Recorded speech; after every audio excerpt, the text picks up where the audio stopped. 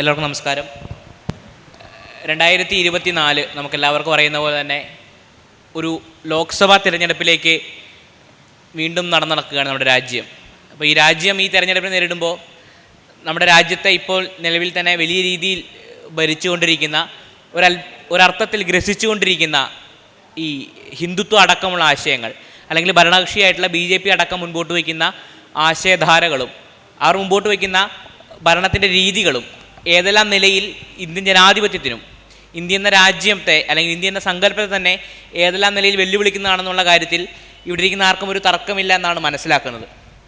ആ അർത്ഥത്തിൽ ഹിന്ദുത്വം അനിവാര്യമാണോ എന്നോ ഹിന്ദുത്വം ശരിയാണോ തെറ്റാണോ എന്നുള്ള ചർച്ചകളിലേക്കൊന്നും കടക്കാതെ തന്നെ ഇതിനെ എങ്ങനെ പ്രതിരോധിക്കാം എന്നുള്ള ചർച്ചകളിലേക്ക് നമ്മൾ കടക്കേണ്ടുന്ന ഒരു സാഹചര്യമാണ് നമുക്ക് ചുറ്റുമുള്ളത്. അപ്പോൾ ആ നിലയിൽ 2024 തിരഞ്ഞെടുപ്പിലൂടെ തിരഞ്ഞെടുക്കപ്പെട്ട ഒരു ഏകാധിപത്യത്തിലേക്ക് നമ്മുടെ രാജ്യം നീളുന്നുണ്ടോ എന്ന ഒരു ചർച്ചയിലേക്കാണ് നമ്മൾ കടക്കുന്നത്. ഏറ്റവും ആദ്യമായി നിങ്ങളെല്ലാവരോടും തന്നെ ചോദിക്കാനുള്ളത്, എങ്ങനെയാണ് 2024 ഈ ലോക്സഭാ തിരഞ്ഞെടുപ്പിനെ കാണുന്നത്? ഈ തിരഞ്ഞെടുപ്പിലൂടെ ഏതെങ്കിലും തരത്തിലുള്ള മാറ്റം ഈ രാജ്യത്ത് ഉണ്ടാകുമെന്ന് പ്രതീക്ഷിക്കുന്നുണ്ടോ? എന്താണ് ഈ തിരഞ്ഞെടുപ്പിനെ പറ്റി ആകെ ഒരു ഏകാധിപത്യം എന്ന നിലയിലേക്ക് രാജ്യത്തിൻ്റെ എല്ലാ ഭരണവും മാറുന്ന ഒരു സാഹചര്യത്തിൽ ഈ തിരഞ്ഞെടുപ്പിനെ എങ്ങനെ നോക്കിക്കാണുന്നു എന്നുള്ളതാണ് നിങ്ങൾ 3 പേരോടുമായിട്ട് ആദ്യമായി ചോദിക്കാനുള്ളത്. ആദ്യം ഞാൻ തന്നെ അതിനെക്കുറിച്ചൊന്ന് പറയാം. അപ്പോൾ നമ്മുടെ വിഷയം ഇന്ത്യ തിരഞ്ഞെടുക്കപ്പെട്ട ഏകാധിപത്യത്തിലേക്കോ എന്ന ചോദ്യമാണ്. അപ്പോൾ ആ ചോദ്യത്തിൽ നിന്ന് നമുക്ക് മനസ്സിലാകുന്നത് നമ്മൾ തിരഞ്ഞെടുക്കപ്പെട്ട ഏകാധിപത്യത്തിലേക്ക് ഇതുവരെ എത്തിയിട്ടില്ല, അങ്ങോട്ട് പോകുന്നു എന്നാണ്.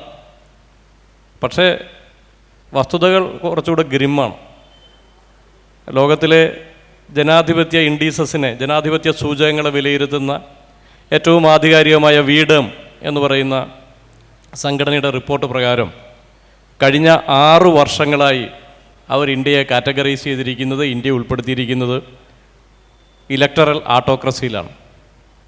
അതിനു മുമ്പ് ഇന്ത്യ ഒരു ഡെമോക്രസി എന്ന രീതിയിലാണ് ഉൾപ്പെടുത്തിയിരിക്കുന്നത്. അവരുടെ ഗ്രാഫ്, അവരുടെ ആ ഒരു ചിത്രങ്ങളൊക്കെ അവർ പ്രസിദ്ധീകരിക്കും. പല കളറുകളാണ്. ഡെമോക്രാറ്റിക് കൺട്രികൾക്ക് നീല കളറാണ്, ഇലക്ടറൽ ആട്ടോക്രസിക്ക് BJPയുടെ കളർ പോലെ കാവി കളറാണ്, ഓറഞ്ച് കളറാണ്. ഇപ്പോൾ ഏതായാലും മാപ്പിൽ ഇന്ത്യ ഇന്ന് ഓറഞ്ചാണ്. ഇന്നെന്നല്ല, കഴിഞ്ഞ 6 വർഷമായി നമ്മുടെ രാജ്യം ഒരു തിരഞ്ഞെടുക്കപ്പെട്ട ഏകാധിപത്യ രാജ്യമായിട്ടാണ് ലോകം വിലയിരുത്തുന്നത് എന്നുള്ളതാണ് വസ്തുത. അപ്പോൾ തിരഞ്ഞെടുക്കപ്പെട്ട ഓട്ടോക്രസിയിലേക്ക് പോകുന്നു എന്നുള്ളതല്ല, പോയി കഴിഞ്ഞു എന്നാണ് ലോകം വിലയിരുത്തുന്നത്. ലോകത്തിൻ്റെ ജനാധിപത്യ മൂല്യധാരണകളെ അനുസരിച്ച് ലോകം വിലയിരുത്തുന്നത് അങ്ങനെ തന്നെയാണ്. അതാണ് ആദ്യമായി പറയാനുള്ളത്. വളരെ സിസ്റ്റമിക്കായിട്ട് ഓരോ ഇൻസ്റ്റിറ്റ്യൂഷനെയും, ഓരോ സ്ഥാപനങ്ങളെയും, ജനാധിപത്യ സ്ഥാപനങ്ങളെയും വളരെ സിസ്റ്റമിക്കായിട്ട് തകർത്തുകൊണ്ടിരിക്കുകയാണ്. ജുഡീഷ്യറിയെ, ഇലക്ഷൻ കമ്മീഷനെ, അന്വേഷണ ഏജൻസികളെ, ഇവയെല്ലാം തകർത്ത് തങ്ങളുടെ അധികാരം സ്ഥാപിക്കാൻ ശ്രമിക്കുക ഒരു വശത്ത്. മറുവശത്ത് എതിർ ശബ്ദങ്ങളെ പരിപൂർണമായി നിശബ്ദമാക്കുവാൻ വേണ്ടി മാധ്യമ സ്ഥാപനങ്ങളെ ഉൾപ്പെടെ വില കൊടുത്ത് വാങ്ങുന്നവനെ വില കൊടുത്ത് വാങ്ങും. ആ വില കൊടുത്ത് വാങ്ങാനായിട്ട് ഗവൺമെൻറ് ഉപയോഗിക്കുന്നത്, ഇത് വളരെ രസകരമായ കാര്യം, ഈ കഴിഞ്ഞ 2016 മുതൽ ലോകത്താകമാനം വലതുപക്ഷ ആഭിമുഖ്യം പലപ്പോഴും കണ്ടിട്ടുണ്ട്. അത് നമ്മൾ റഷ്യയിൽ കാണും, ബ്രസീലിൽ നമ്മൾ കണ്ടു, അമേരിക്കയിൽ കണ്ടു.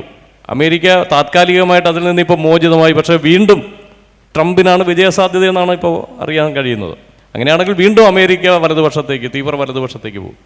അപ്പോൾ ലോകമാകമാനം ഉണ്ടായിരിക്കുന്ന ഈ വലതുപക്ഷ ഭ്രമം താത്കാലികമാണെന്ന് ആശ്വസിക്കാൻ മാത്രമേ നമുക്ക് കഴിയൂ. അതിൻ്റെ ഭാഗം കൂടെ ആവാം ഇന്ത്യയിൽ ഇത് സംഭവിച്ചത്. അപ്പോൾ അങ്ങനെയാണ് ഞാനതിനെ കാണുന്നത്. അപ്പോൾ ഈ ഒരു ഈ പറയുന്ന രാജ്യങ്ങൾ, ഇപ്പോൾ റഷ്യ പൂർണ്ണമായൊരു ഓട്ടോക്രസിയിലേക്ക് പോയി. ഇതിവിടെ ഒരു കാര്യം പറയാനുള്ളത്, തെരഞ്ഞെടുപ്പ് സാധാരണ ഡിറ്റർമിനൻ്റ് ആണെന്ന് പറയും. തെരഞ്ഞെടുപ്പുകൾ ആ ജനതയുടെ ഭാവി തീരുമാനിക്കുന്ന ഒരു നൈയാമിക ശക്തിയായിട്ട് പ്രവർത്തിക്കുന്നു തെരഞ്ഞെടുപ്പ്. അത് സാധാരണ ഡെമോക്രസിയിൽ. പക്ഷേ ഈ ഇലക്ടറൽ ഓട്ടോക്രസിയിൽ തെരഞ്ഞെടുപ്പ് എന്ന് പറഞ്ഞാൽ അതൊരാചാരം മാത്രമായിരിക്കും.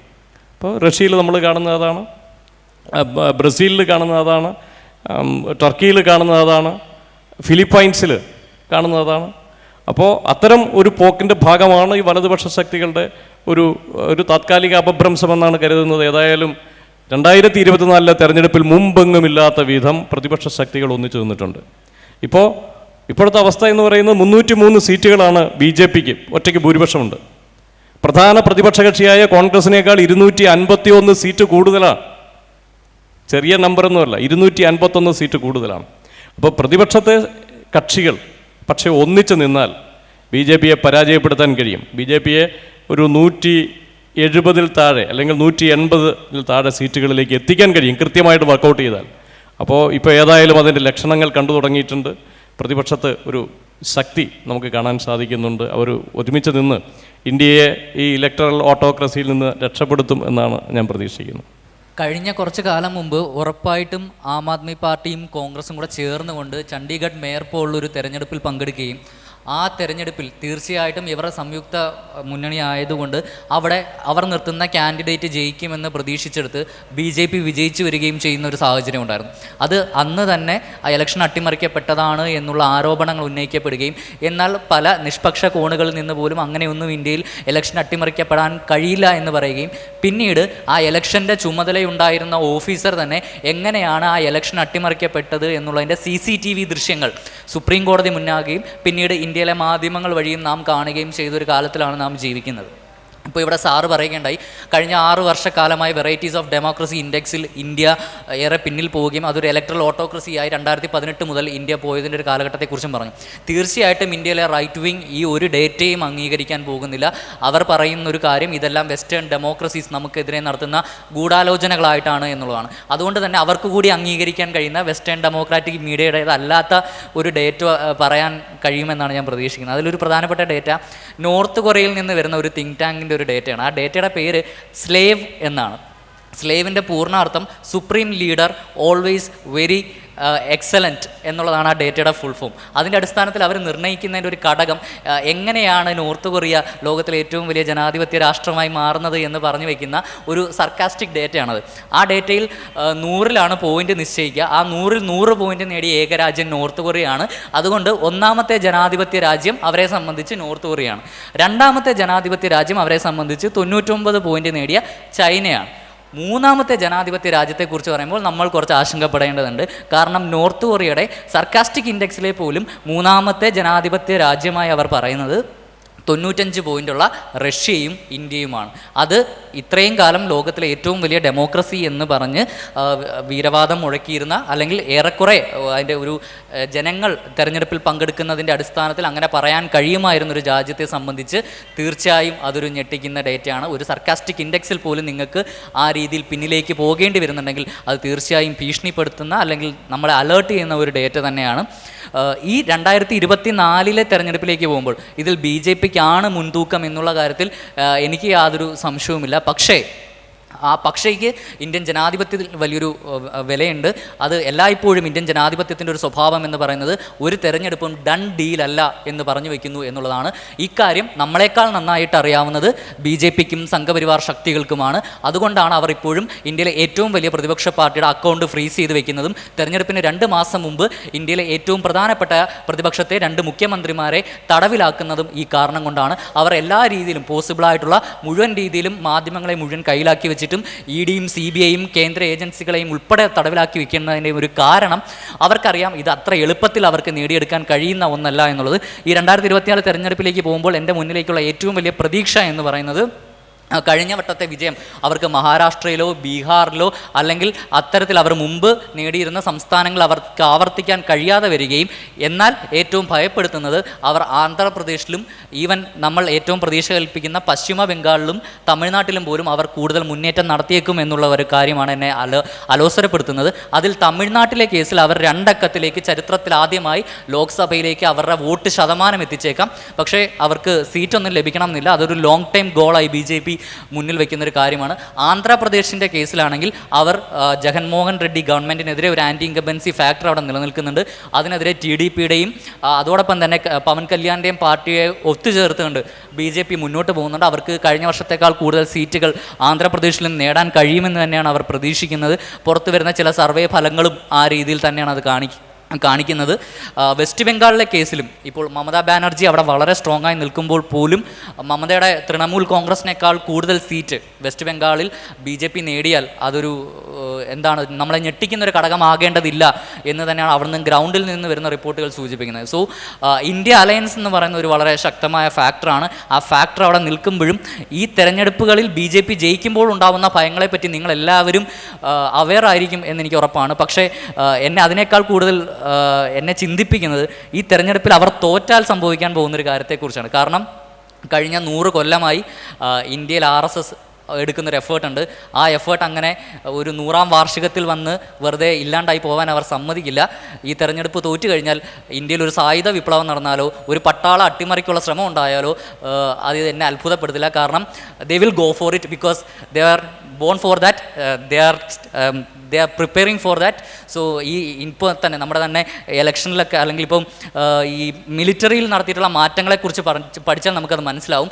അഗ്നിവീർ പോലുള്ള ശ്രമങ്ങളിലൂടെ മാത്രമല്ല നേവി മറ്റ് ഡിഫൻസ് എല്ലാ ഇതിനെയും കൂടെ സംയോജിപ്പിച്ചുകൊണ്ട് ചീഫ് ഓഫ് ഡിഫൻസ് സ്റ്റാഫ് എന്നുള്ളൊരു ഓഫീസ് പദവി കൊണ്ടുവന്നതുൾപ്പെടെയുള്ള കാര്യങ്ങൾ ഇന്ത്യയിൽ വേണമെങ്കിൽ ഒരു പട്ടാള അട്ടിമറിക്കുള്ള സാധ്യതകളെ ചൂണ്ടിക്കാണിക്കാൻ കഴിയുന്ന ഒന്നാണ്. അതുകൊണ്ട് തന്നെ ജയിച്ചാൽ മാത്രം പോരാ, ഈ ജനാധിപത്യം ഇത്രയും കാലം നേടിയെടുത്ത് സംരക്ഷിച്ചതിനെ വീണ്ടും നിലനിർത്താനുള്ള വലിയൊരു എഫേർട്ട് എല്ലാ മേഖലയിൽ നിന്നുകൊണ്ടും, അത് കേവലം ഇലക്ഷന് വിൻ ചെയ്യുന്നത് മാത്രമല്ല സാംസ്കാരികപരമായ ഒരു മേൽക്കോയ്മയും ജനങ്ങളെ വിശ്വാസത്തിലെടുത്തുകൊണ്ട് ജനങ്ങളെ ഒപ്പം നിർത്താനുള്ള ഒരു എഫേർട്ടും കൊണ്ടുകൂടി മാത്രമേ അത് കഴിയുള്ളൂ. അല്ലാതെ ഒരു കേവലം 2+2=4 എന്നുള്ളൊരു അൽഗോരിതത്തിൻ്റെ അടിസ്ഥാനത്തിൽ 4-3-7 പാർട്ടികൾ ചേർന്നുകൊണ്ടുള്ളൊരു സഖ്യത്തിന് അത് സാധിക്കില്ല. അതിന് കുറച്ചും കൂടി ഒരു വലിയ വിൽ പവർ വേണ്ടിവരും. BJP പോലെ അല്ലെങ്കിൽ RSSനെ പോലെ ഇത്രയും വർഷത്തെ ഒരു മിഷണറിയെയാണ് നിങ്ങൾ ഫൈറ്റ് ചെയ്യുന്നത് എന്നുള്ളത് ഓർക്കേണ്ടി വരും. ഈവൻ ഹിറ്റ്ലറിനെ പോലും തോൽപ്പിക്കാൻ ഇതിലും എളുപ്പമായിരുന്നു എന്നാണ് ഞാൻ മനസ്സിലാക്കുന്നത്. കാരണം ഹിറ്റ്ലറൊക്കെ പെട്ടെന്നൊരു കാലത്ത് പെട്ടെന്നൊരു ഫാസിസ്റ്റ് മൂവ്മെൻ്റായി വരികയും ഒരു 10, 15, 20 കൊല്ലം കൊണ്ട് അവിടുന്ന് പെട്ടെന്ന് തുടച്ചു മാറ്റാൻ കഴിയാനുള്ള അല്ലെങ്കിൽ ലോകശക്തികളെല്ലാം ഇടപെടുന്ന ഒരു കാലഘട്ടത്തിൻ്റെയൊക്കെ പ്രൊഡക്റ്റാണ് ഇത്. അങ്ങനെ വന്നതല്ല, 100 വർഷത്തെ എഫേർട്ട് ഉണ്ട്. എഫേർട്ട് ആരിട്ടാലും അതിനുള്ള ഫലം കിട്ടും എന്നുള്ളതാണ്. നമ്മളിട്ടാലും ഈ സയൻസിൻ്റെ കാര്യം പറയുന്നത് പോലെയാണ്. സയൻസ് അത് വിശ്വസിക്കുന്നവരും വിശ്വസിക്കാത്തവർ ചെയ്താലും അതിനുള്ള ഫലം കൊടുക്കും എന്ന് പറയുന്നത് പോലെയാണ്. എഫേർട്ടിൻ്റെ കാര്യത്തിലും 100 വർഷം നിങ്ങളൊരു കഠിനാധ്വാനം ഇട്ടിട്ടുണ്ടെങ്കിൽ അതിനുള്ള ഫലം കിട്ടും. അതിലാണ് അവർ ഇപ്പോൾ ഇത്രയും വലിയ സീറ്റ് നേടി വിജയിച്ചിരിക്കുന്നത്. അതിനെതിരെ ശക്തമായിട്ടുള്ള പ്രതിഷേധം, ശക്തമായിട്ടുള്ള പ്രകടനം അത് കേവലം പ്രതിപക്ഷ പാർട്ടികളിൽ നിന്ന് മാത്രമല്ല നമ്മൾ പ്രതീക്ഷിക്കേണ്ടത്, ഇന്ത്യയിലെ ഓരോ പൗരനിൽ നിന്നുകൂടി പ്രതീക്ഷിക്കേണ്ട ഒരു കാലഘട്ടത്തിലാണ് നാം ജീവിക്കുന്നത്. അങ്ങനെ ഉണ്ടാവാത്ത പക്ഷേ ഇത് പ്രതിപക്ഷ പാർട്ടികളുടെ മാത്രം ബാധ്യതയാണ് എന്ന് വിശ്വസിച്ചാണ് നാം വീടുകളിൽ ഇരിക്കുന്നതെങ്കിൽ നാളെ അവർ നമ്മളെ തേടി നമ്മുടെ വീടുകളിലേക്കും വരും. അപ്പോൾ ഇത് ഇത്ര കംഫർട്ടബിളായിട്ട് ഒരു പൊതുവേദിയിൽ വളരെ തിയററ്റിക്കലായി അനലൈസ് ചെയ്യുന്നത് പോലെ അത്രയും എളുപ്പമുള്ള കാര്യമായിരിക്കില്ല എന്നാണ്. ലാസ്റ്റ് ഈ റൗണ്ടിൻ്റെ ഇതിൽ ഒരു കാര്യം കൂടി പറഞ്ഞു വയ്ക്കാം. പണ്ട് സ്കൂളുകളിലൊക്കെ പഠിക്കുന്ന സമയത്ത് നമ്മളിൽ ചിലരെങ്കിലും പറയും മഹാത്മാഗാന്ധിയൊക്കെ സ്വാതന്ത്ര്യം നേടി തന്നില്ലായിരുന്നെങ്കിൽ നമ്മൾ നേടിയെടുക്കുമായിരുന്നു എന്ന് പറയുന്നൊരു കാലഘട്ടം വളരെ തമാശയ്ക്കെങ്കിലും ചില രസികന്മാരൊക്കെ പറഞ്ഞു വയ്ക്കുമായിരുന്നു. ഇപ്പോൾ അല്ലെങ്കിൽ ഇപ്പോൾ ഗുരുത്വാകർഷണ ബലം കണ്ടുപിടിച്ചില്ലായിരുന്നെങ്കിൽ ഞാൻ കയറിയത് കണ്ടുപിടിച്ചേനെ എന്നൊക്കെ പറയുന്ന വീരവാദം മുഴക്കലുകൾ നമ്മളെല്ലാവരും ചിലപ്പോൾ സ്കൂളുകളിലൊക്കെ നടത്തിയിട്ടുണ്ടാവും. അതിനുള്ളൊരു അവസരമായിട്ട് ഇതിനെ കാണണം എന്നാണ് ഞാൻ മനസ്സിലാക്കുന്നത്. കാരണം ഒരു 2ാം സ്വാതന്ത്ര്യ സമരത്തിനുള്ളൊരു ചെറിയ സ്കോപ്പെങ്കിലും നിങ്ങളുടെ മുമ്പിൽ വന്ന് നിൽപ്പുണ്ട്. ഓരോ കുഞ്ഞുങ്ങൾ മുതൽ മുതിർന്നവർ വരെ ഓരോരുത്തർക്കും അതിനുള്ളൊരു സാധ്യത വന്ന് നിൽക്കുകയാണ്. ഗാന്ധി തന്നതിൻ്റെ പേരിൽ ആർക്കെങ്കിലും സ്വാതന്ത്ര്യം നേടിത്തരാൻ ഈ രാജ്യത്ത് കഴിയാതെ പോയിട്ടുണ്ടെങ്കിൽ അങ്ങനെയുള്ളവർക്ക് മുമ്പിൽ വലിയൊരു സാധ്യതയാണ്. നിങ്ങളെ കാത്ത് ഇന്ത്യയിലെ ജയിലുകൾ തുറന്നു കിടക്കുകയാണ്. നിങ്ങളെ കാത്ത് ഇന്ത്യയിലെ കരിനിയമങ്ങളും UAPA പോലുള്ള വലിയ വലിയ നിയമങ്ങളും തുറന്നു കിടക്കുകയാണ്. അതിനുള്ള എഫേർട്ട് എടുത്ത് ഗാന്ധിയൊക്കെ പരിഹസിക്കുന്ന അല്ലെങ്കിൽ അംബേദ്കറിനെയൊക്കെ പരിഹസിക്കുന്ന അല്ലെങ്കിൽ ഇവരൊക്കെ എത്ര വർഷം എടുത്തിട്ടാണ് ഇത് ചെയ്തത് എന്നൊക്കെയുള്ള എന്തെങ്കിലും പുച്ഛം ഇപ്പോഴും മനസ്സിലാർക്കെങ്കിലുമൊക്കെ അവശേഷിക്കുന്നെങ്കിൽ വെറുതെ ഒന്ന് ഗ്രൗണ്ടിലിറങ്ങി നോക്കി കളം മനസ്സിലാക്കാനും എങ്ങനെയാണ് ഇന്ത്യയിലെ രാഷ്ട്രീയം പ്രവർത്തിക്കുന്നതെന്ന് അടുത്തറിയാനുമുള്ള സാഹചര്യമാണ്. അതാരും മിസ്സാക്കരുത് എന്ന് മാത്രം പറഞ്ഞുകൊണ്ട് ഈ ഫസ്റ്റ് റൗണ്ട് എൻ്റെ അഭിപ്രായങ്ങൾ ഞാൻ അവസാനിപ്പിക്കുകയാണ്. എനിക്ക് മുമ്പ് സംസാരിച്ച 2 പേരും പറഞ്ഞു വെച്ച അതേ രീതിയിൽ തന്നെ, അതായത് ഇന്ത്യ തിരഞ്ഞെടുക്കപ്പെട്ട ഏകാധിപത്യത്തിലേക്കാണോ പോകുന്നത് എന്ന കാര്യത്തിൽ വലിയ സംശയമൊന്നുമില്ലാത്ത തരത്തിൽ തന്നെയാണ് നമ്മുടെ രാജ്യത്തിൻ്റെ മുന്നോട്ട് പോക്ക്. അതേസമയം ചില പ്രതീക്ഷകളും കൂടി ബാക്കി വെച്ചുകൊണ്ടാണ് സംസാരിച്ചത്.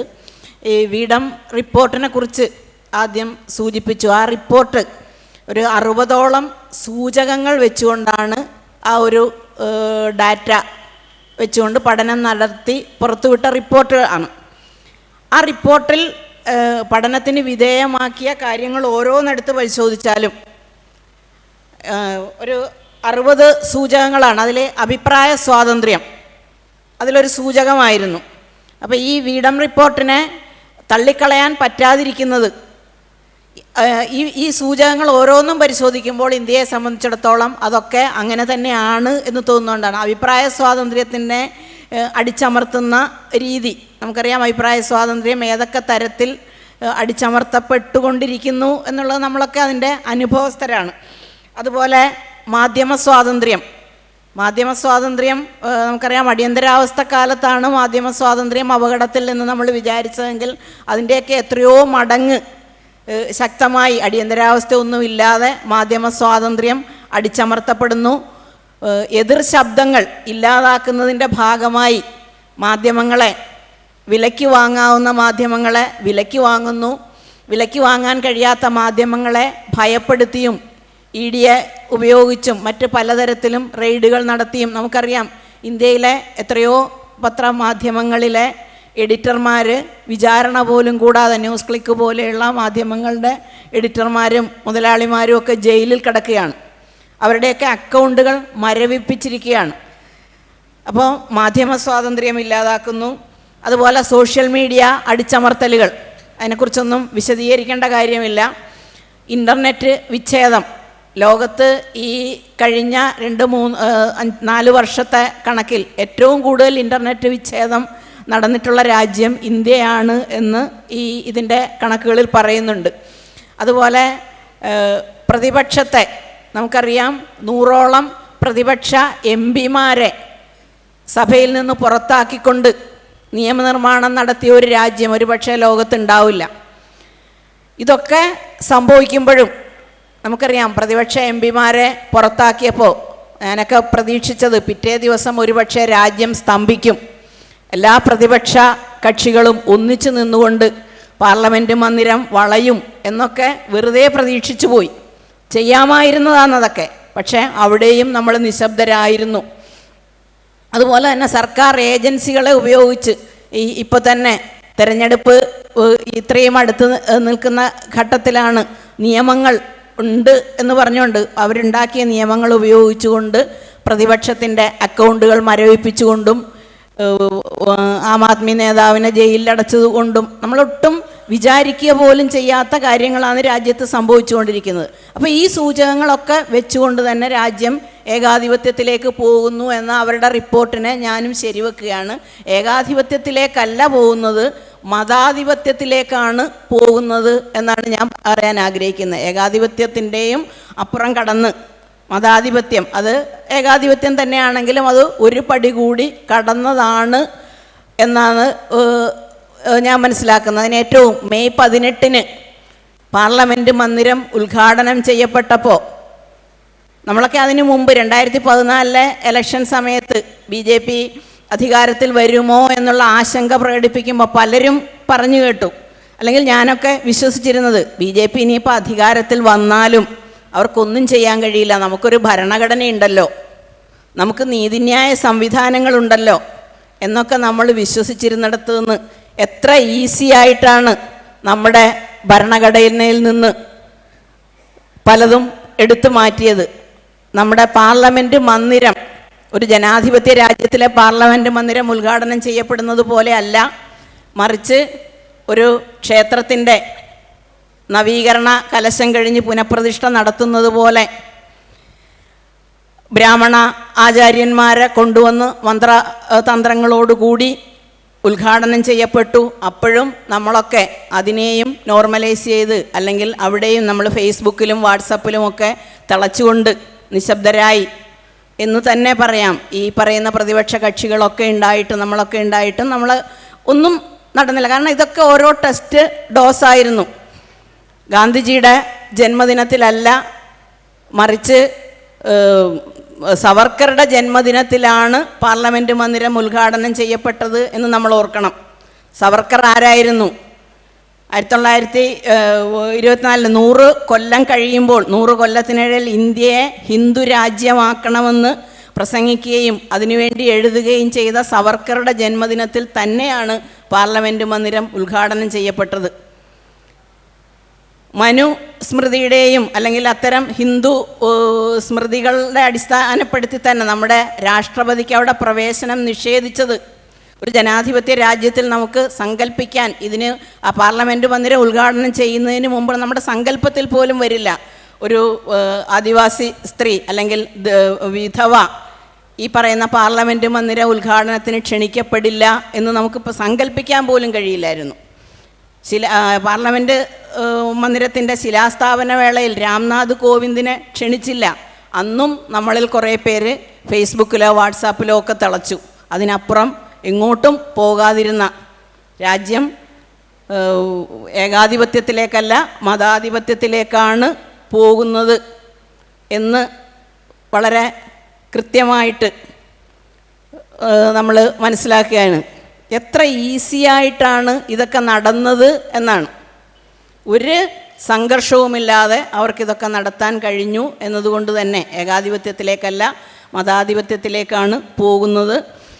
അതിനെ മറികടക്കാൻ ഒരുപക്ഷെ ഇന്ത്യ സഖ്യം നമുക്കൊക്കെ ഒരു പ്രതീക്ഷയായിരുന്നുവെങ്കിലും രാഷ്ട്രീയ പാർട്ടികൾക്ക് BJPക്ക് കൃത്യമായിട്ടൊരു ലക്ഷ്യമുണ്ട്. 100 കൊല്ലം കൊണ്ട് ആ ലക്ഷ്യത്തിലേക്ക് അവർ എത്തുമ്പോൾ നമ്മുടെ രാഷ്ട്രീയ പ്രസ്ഥാനങ്ങൾക്ക് പ്രത്യേകിച്ച് ലക്ഷ്യങ്ങളൊന്നുമില്ല. അധികാരം കിട്ടുക എന്നത് മാത്രം ലക്ഷ്യമായതുകൊണ്ട് ഒന്നിച്ചു നിന്ന് ഏറ്റവും വലിയ ഒരു ഭീഷണിയെ പരാജയപ്പെടുത്താൻ, തെരഞ്ഞെടുപ്പിലൂടെ തന്നെ പരാജയപ്പെടുത്താൻ കഴിയുന്ന ഈ ഒരു കാലത്ത് പോലും ഒന്നിച്ചു നിൽക്കാൻ കഴിയാതെ പരസ്പരം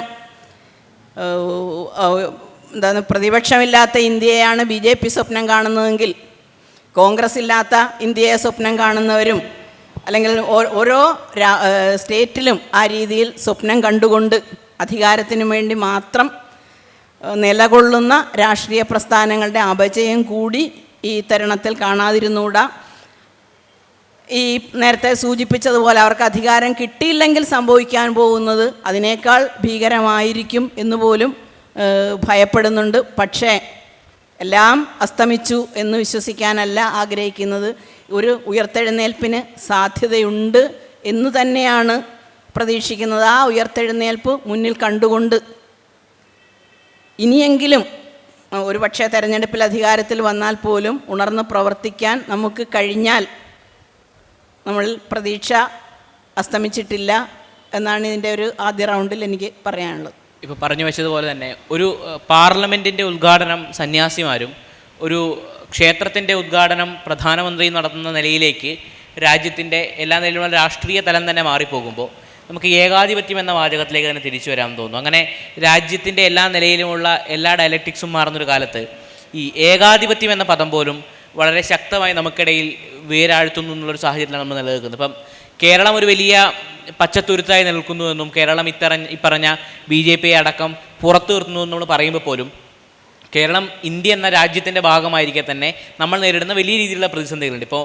കേരളത്തിനകത്തെ സർവകലാശാലകൾക്കകത്തെ നടത്തുന്ന കാവ്യവൽക്കരണം, നമ്മളുടെ ഗവർണർ അടക്കം നേർന്നു നിൽക്കുന്ന വലിയ പ്രതിസന്ധികൾ നമ്മൾ കാണുന്നതാണ്. ഫിസ്ക്കൽ ഫെഡറലിസത്തിനകത്ത് നേരിടുന്ന വലിയ പ്രശ്നങ്ങൾ നമ്മൾ കാണുന്നതാണ്. ഈ അടുത്ത് തന്നെ കേരളത്തിൻ്റെ തന്നെ നീതിന്യായ മേഖലകളിൽ നിന്ന് നമ്മൾ പുറത്തു വന്ന പല വിധിന്യായങ്ങളും ആ നിലയിൽ വളരെ വൈരുദ്ധ്യമുള്ളതായിട്ട് നമ്മൾ കാണുന്നുണ്ട്. അങ്ങനെ സമസ്ത മേഖലകളിലും ഈ ഏകാധിപത്യം എന്നത് അല്ലെങ്കിൽ ഭരണകൂടത്തിൻ്റെ അല്ലെങ്കിൽ BJPയുടെ ഹിന്ദുത്വയുടെ വളരെ കൃത്യമായ കടന്നുകയറ്റം, വളരെ കൃത്യമായ ഇടപെടൽ കേരളമടക്കമുള്ള തമിഴ്നാടടക്കമുള്ള സംസ്ഥാനങ്ങളിലും BJPയെ പുറത്തു നിർത്തുന്ന സംസ്ഥാനങ്ങളിൽ പോലും വളരെ പ്രകടമായിട്ടും അല്ലാത്തയിടങ്ങളിൽ പോലും അതിൻ്റെ ഭരണകൂടത്തിൻ്റെ അല്ലെങ്കിൽ ഭരണ സംവിധാനത്തിൻ്റെ എല്ലാ മേഖലകളിലും സാധ്യമാകുന്ന അല്ലെങ്കിൽ ദൃശ്യമാകുന്ന ഒരു സാഹചര്യം നമുക്ക് മുമ്പിലുണ്ട്.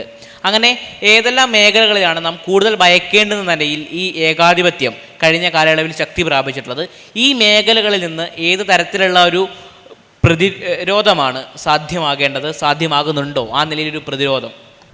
ഏകാധിപത്യം, നമ്മുടെ ജനാധിപത്യം യഥാർത്ഥത്തിൽ ഇന്ത്യൻ ജനാധിപത്യം ഇന്ത്യക്കാരെല്ലാം കൂടി ആഗ്രഹിച്ച് ഇന്ത്യ ഒരു ജനാധിപത്യ രാജ്യമാകണം. നമ്മളങ്ങനെ ഭരണഘടന അങ്ങനെയാണ് പറയുക, ആ മുഖത്തിലല്ലേ നമ്മളെല്ലാം കൂടെ V the people of India നമ്മളെല്ലാം കൂടെ കൂടിച്ചേർന്ന് ഭരണഘടനാ നിർമ്മാണ സമിതി ഇതൊരു ജനാധിപത്യ സോഷ്യലിസ്റ്റ് സെക്കുലർ റിപ്പബ്ലിക് ആകണമെന്ന് തീരുമാനിച്ചു എന്ന് നമ്മൾ പറയും.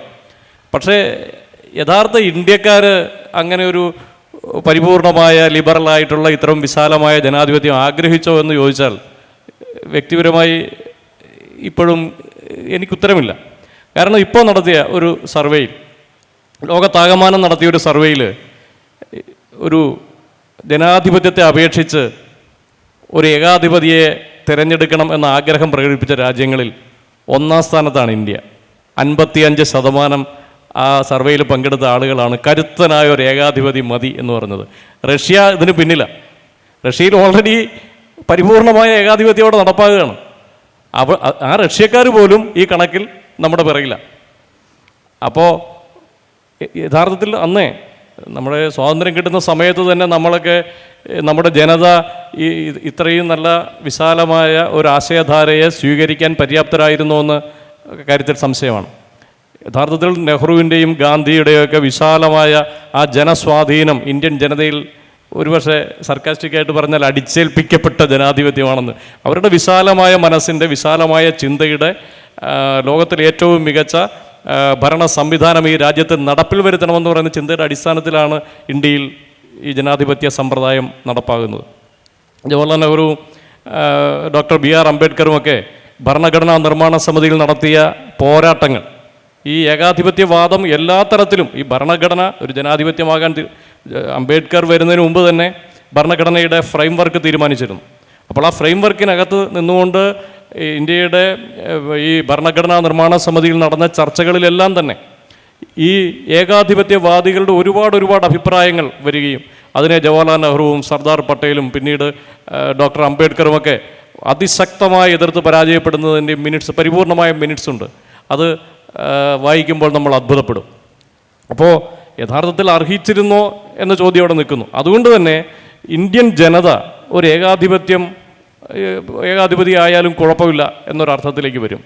പക്ഷേ ഇവിടെ നമ്മൾ ആ ഒരു ഏകാധിപത്യം അതിൻ്റെ സമ്പൂർണ്ണമായ അർത്ഥത്തിൽ നടപ്പിലാക്കി കഴിയുമ്പോഴാണ് അതിൻ്റെ അപകടം മനസ്സിലാക്കാൻ വരുന്നത്. ഇവിടെ ഇപ്പോൾ പറഞ്ഞതുപോലെ നമ്മൾ മുമ്പ് വളരെ ലാഘവത്തോടെ പറയുമായിരുന്നു സ്വാതന്ത്ര്യം, അത് ഇപ്പോൾ ആയിരുന്നെങ്കിൽ നമ്മളൊക്കെ തെരുവിലേക്ക് ഇറങ്ങി വാങ്ങിക്കുമായിരുന്നു. ഇപ്പോൾ അത് പറയുമ്പോൾ എൻ്റെയും നിങ്ങളുടെയും നെഞ്ചൊന്ന് ഇടിക്കുന്നുണ്ട്. കാരണം അത് ആസന്നമായിരിക്കുന്നു. ഞാൻ തൊഴിൽ ഉപേക്ഷിച്ചിറങ്ങണം, നിങ്ങൾ വിദ്യാഭ്യാസം ഉപേക്ഷിച്ചിറങ്ങണം, വീടുകളിൽ നിന്ന് കുഞ്ഞുങ്ങളെ ഉപേക്ഷിച്ചിറങ്ങണം. അപ്പോൾ അത്തരമൊരു പോരാട്ടത്തിലൂടെ നേടിയെടുത്ത, അല്ലെങ്കിൽ ആ ഒരു ബ്രിട്ടീഷുകാരെ ഇന്ത്യയിൽ നിന്ന് കടത്തിയതിന് ശേഷം വ്യക്തിക്ക് പ്രാധാന്യം കൊടുത്തുകൊണ്ടുള്ള, ഒരു സമൂഹത്തിനോ അല്ലെങ്കിൽ ഒരു ഭരണകൂടത്തിനോ അല്ല, വ്യക്തിക്ക്, ഒരു ഇന്ത്യൻ പൗരനാണ്. ഭരണഘടനയുടെ കേന്ദ്രബിന്ദു എന്ന് പറയുന്ന ഇന്ത്യയിലെ പൗരനാണ്. ആ വ്യക്തിക്ക് പ്രാധാന്യം കൊടുത്തുകൊണ്ടുള്ള ഒരു ഭരണഘടന സ്ഥാപിതമായ സ്ഥലത്തേക്കാണ് ഈ ഏകാധിപത്യ പ്രവണത അല്ലെങ്കിൽ കടന്നു വരുന്നത്.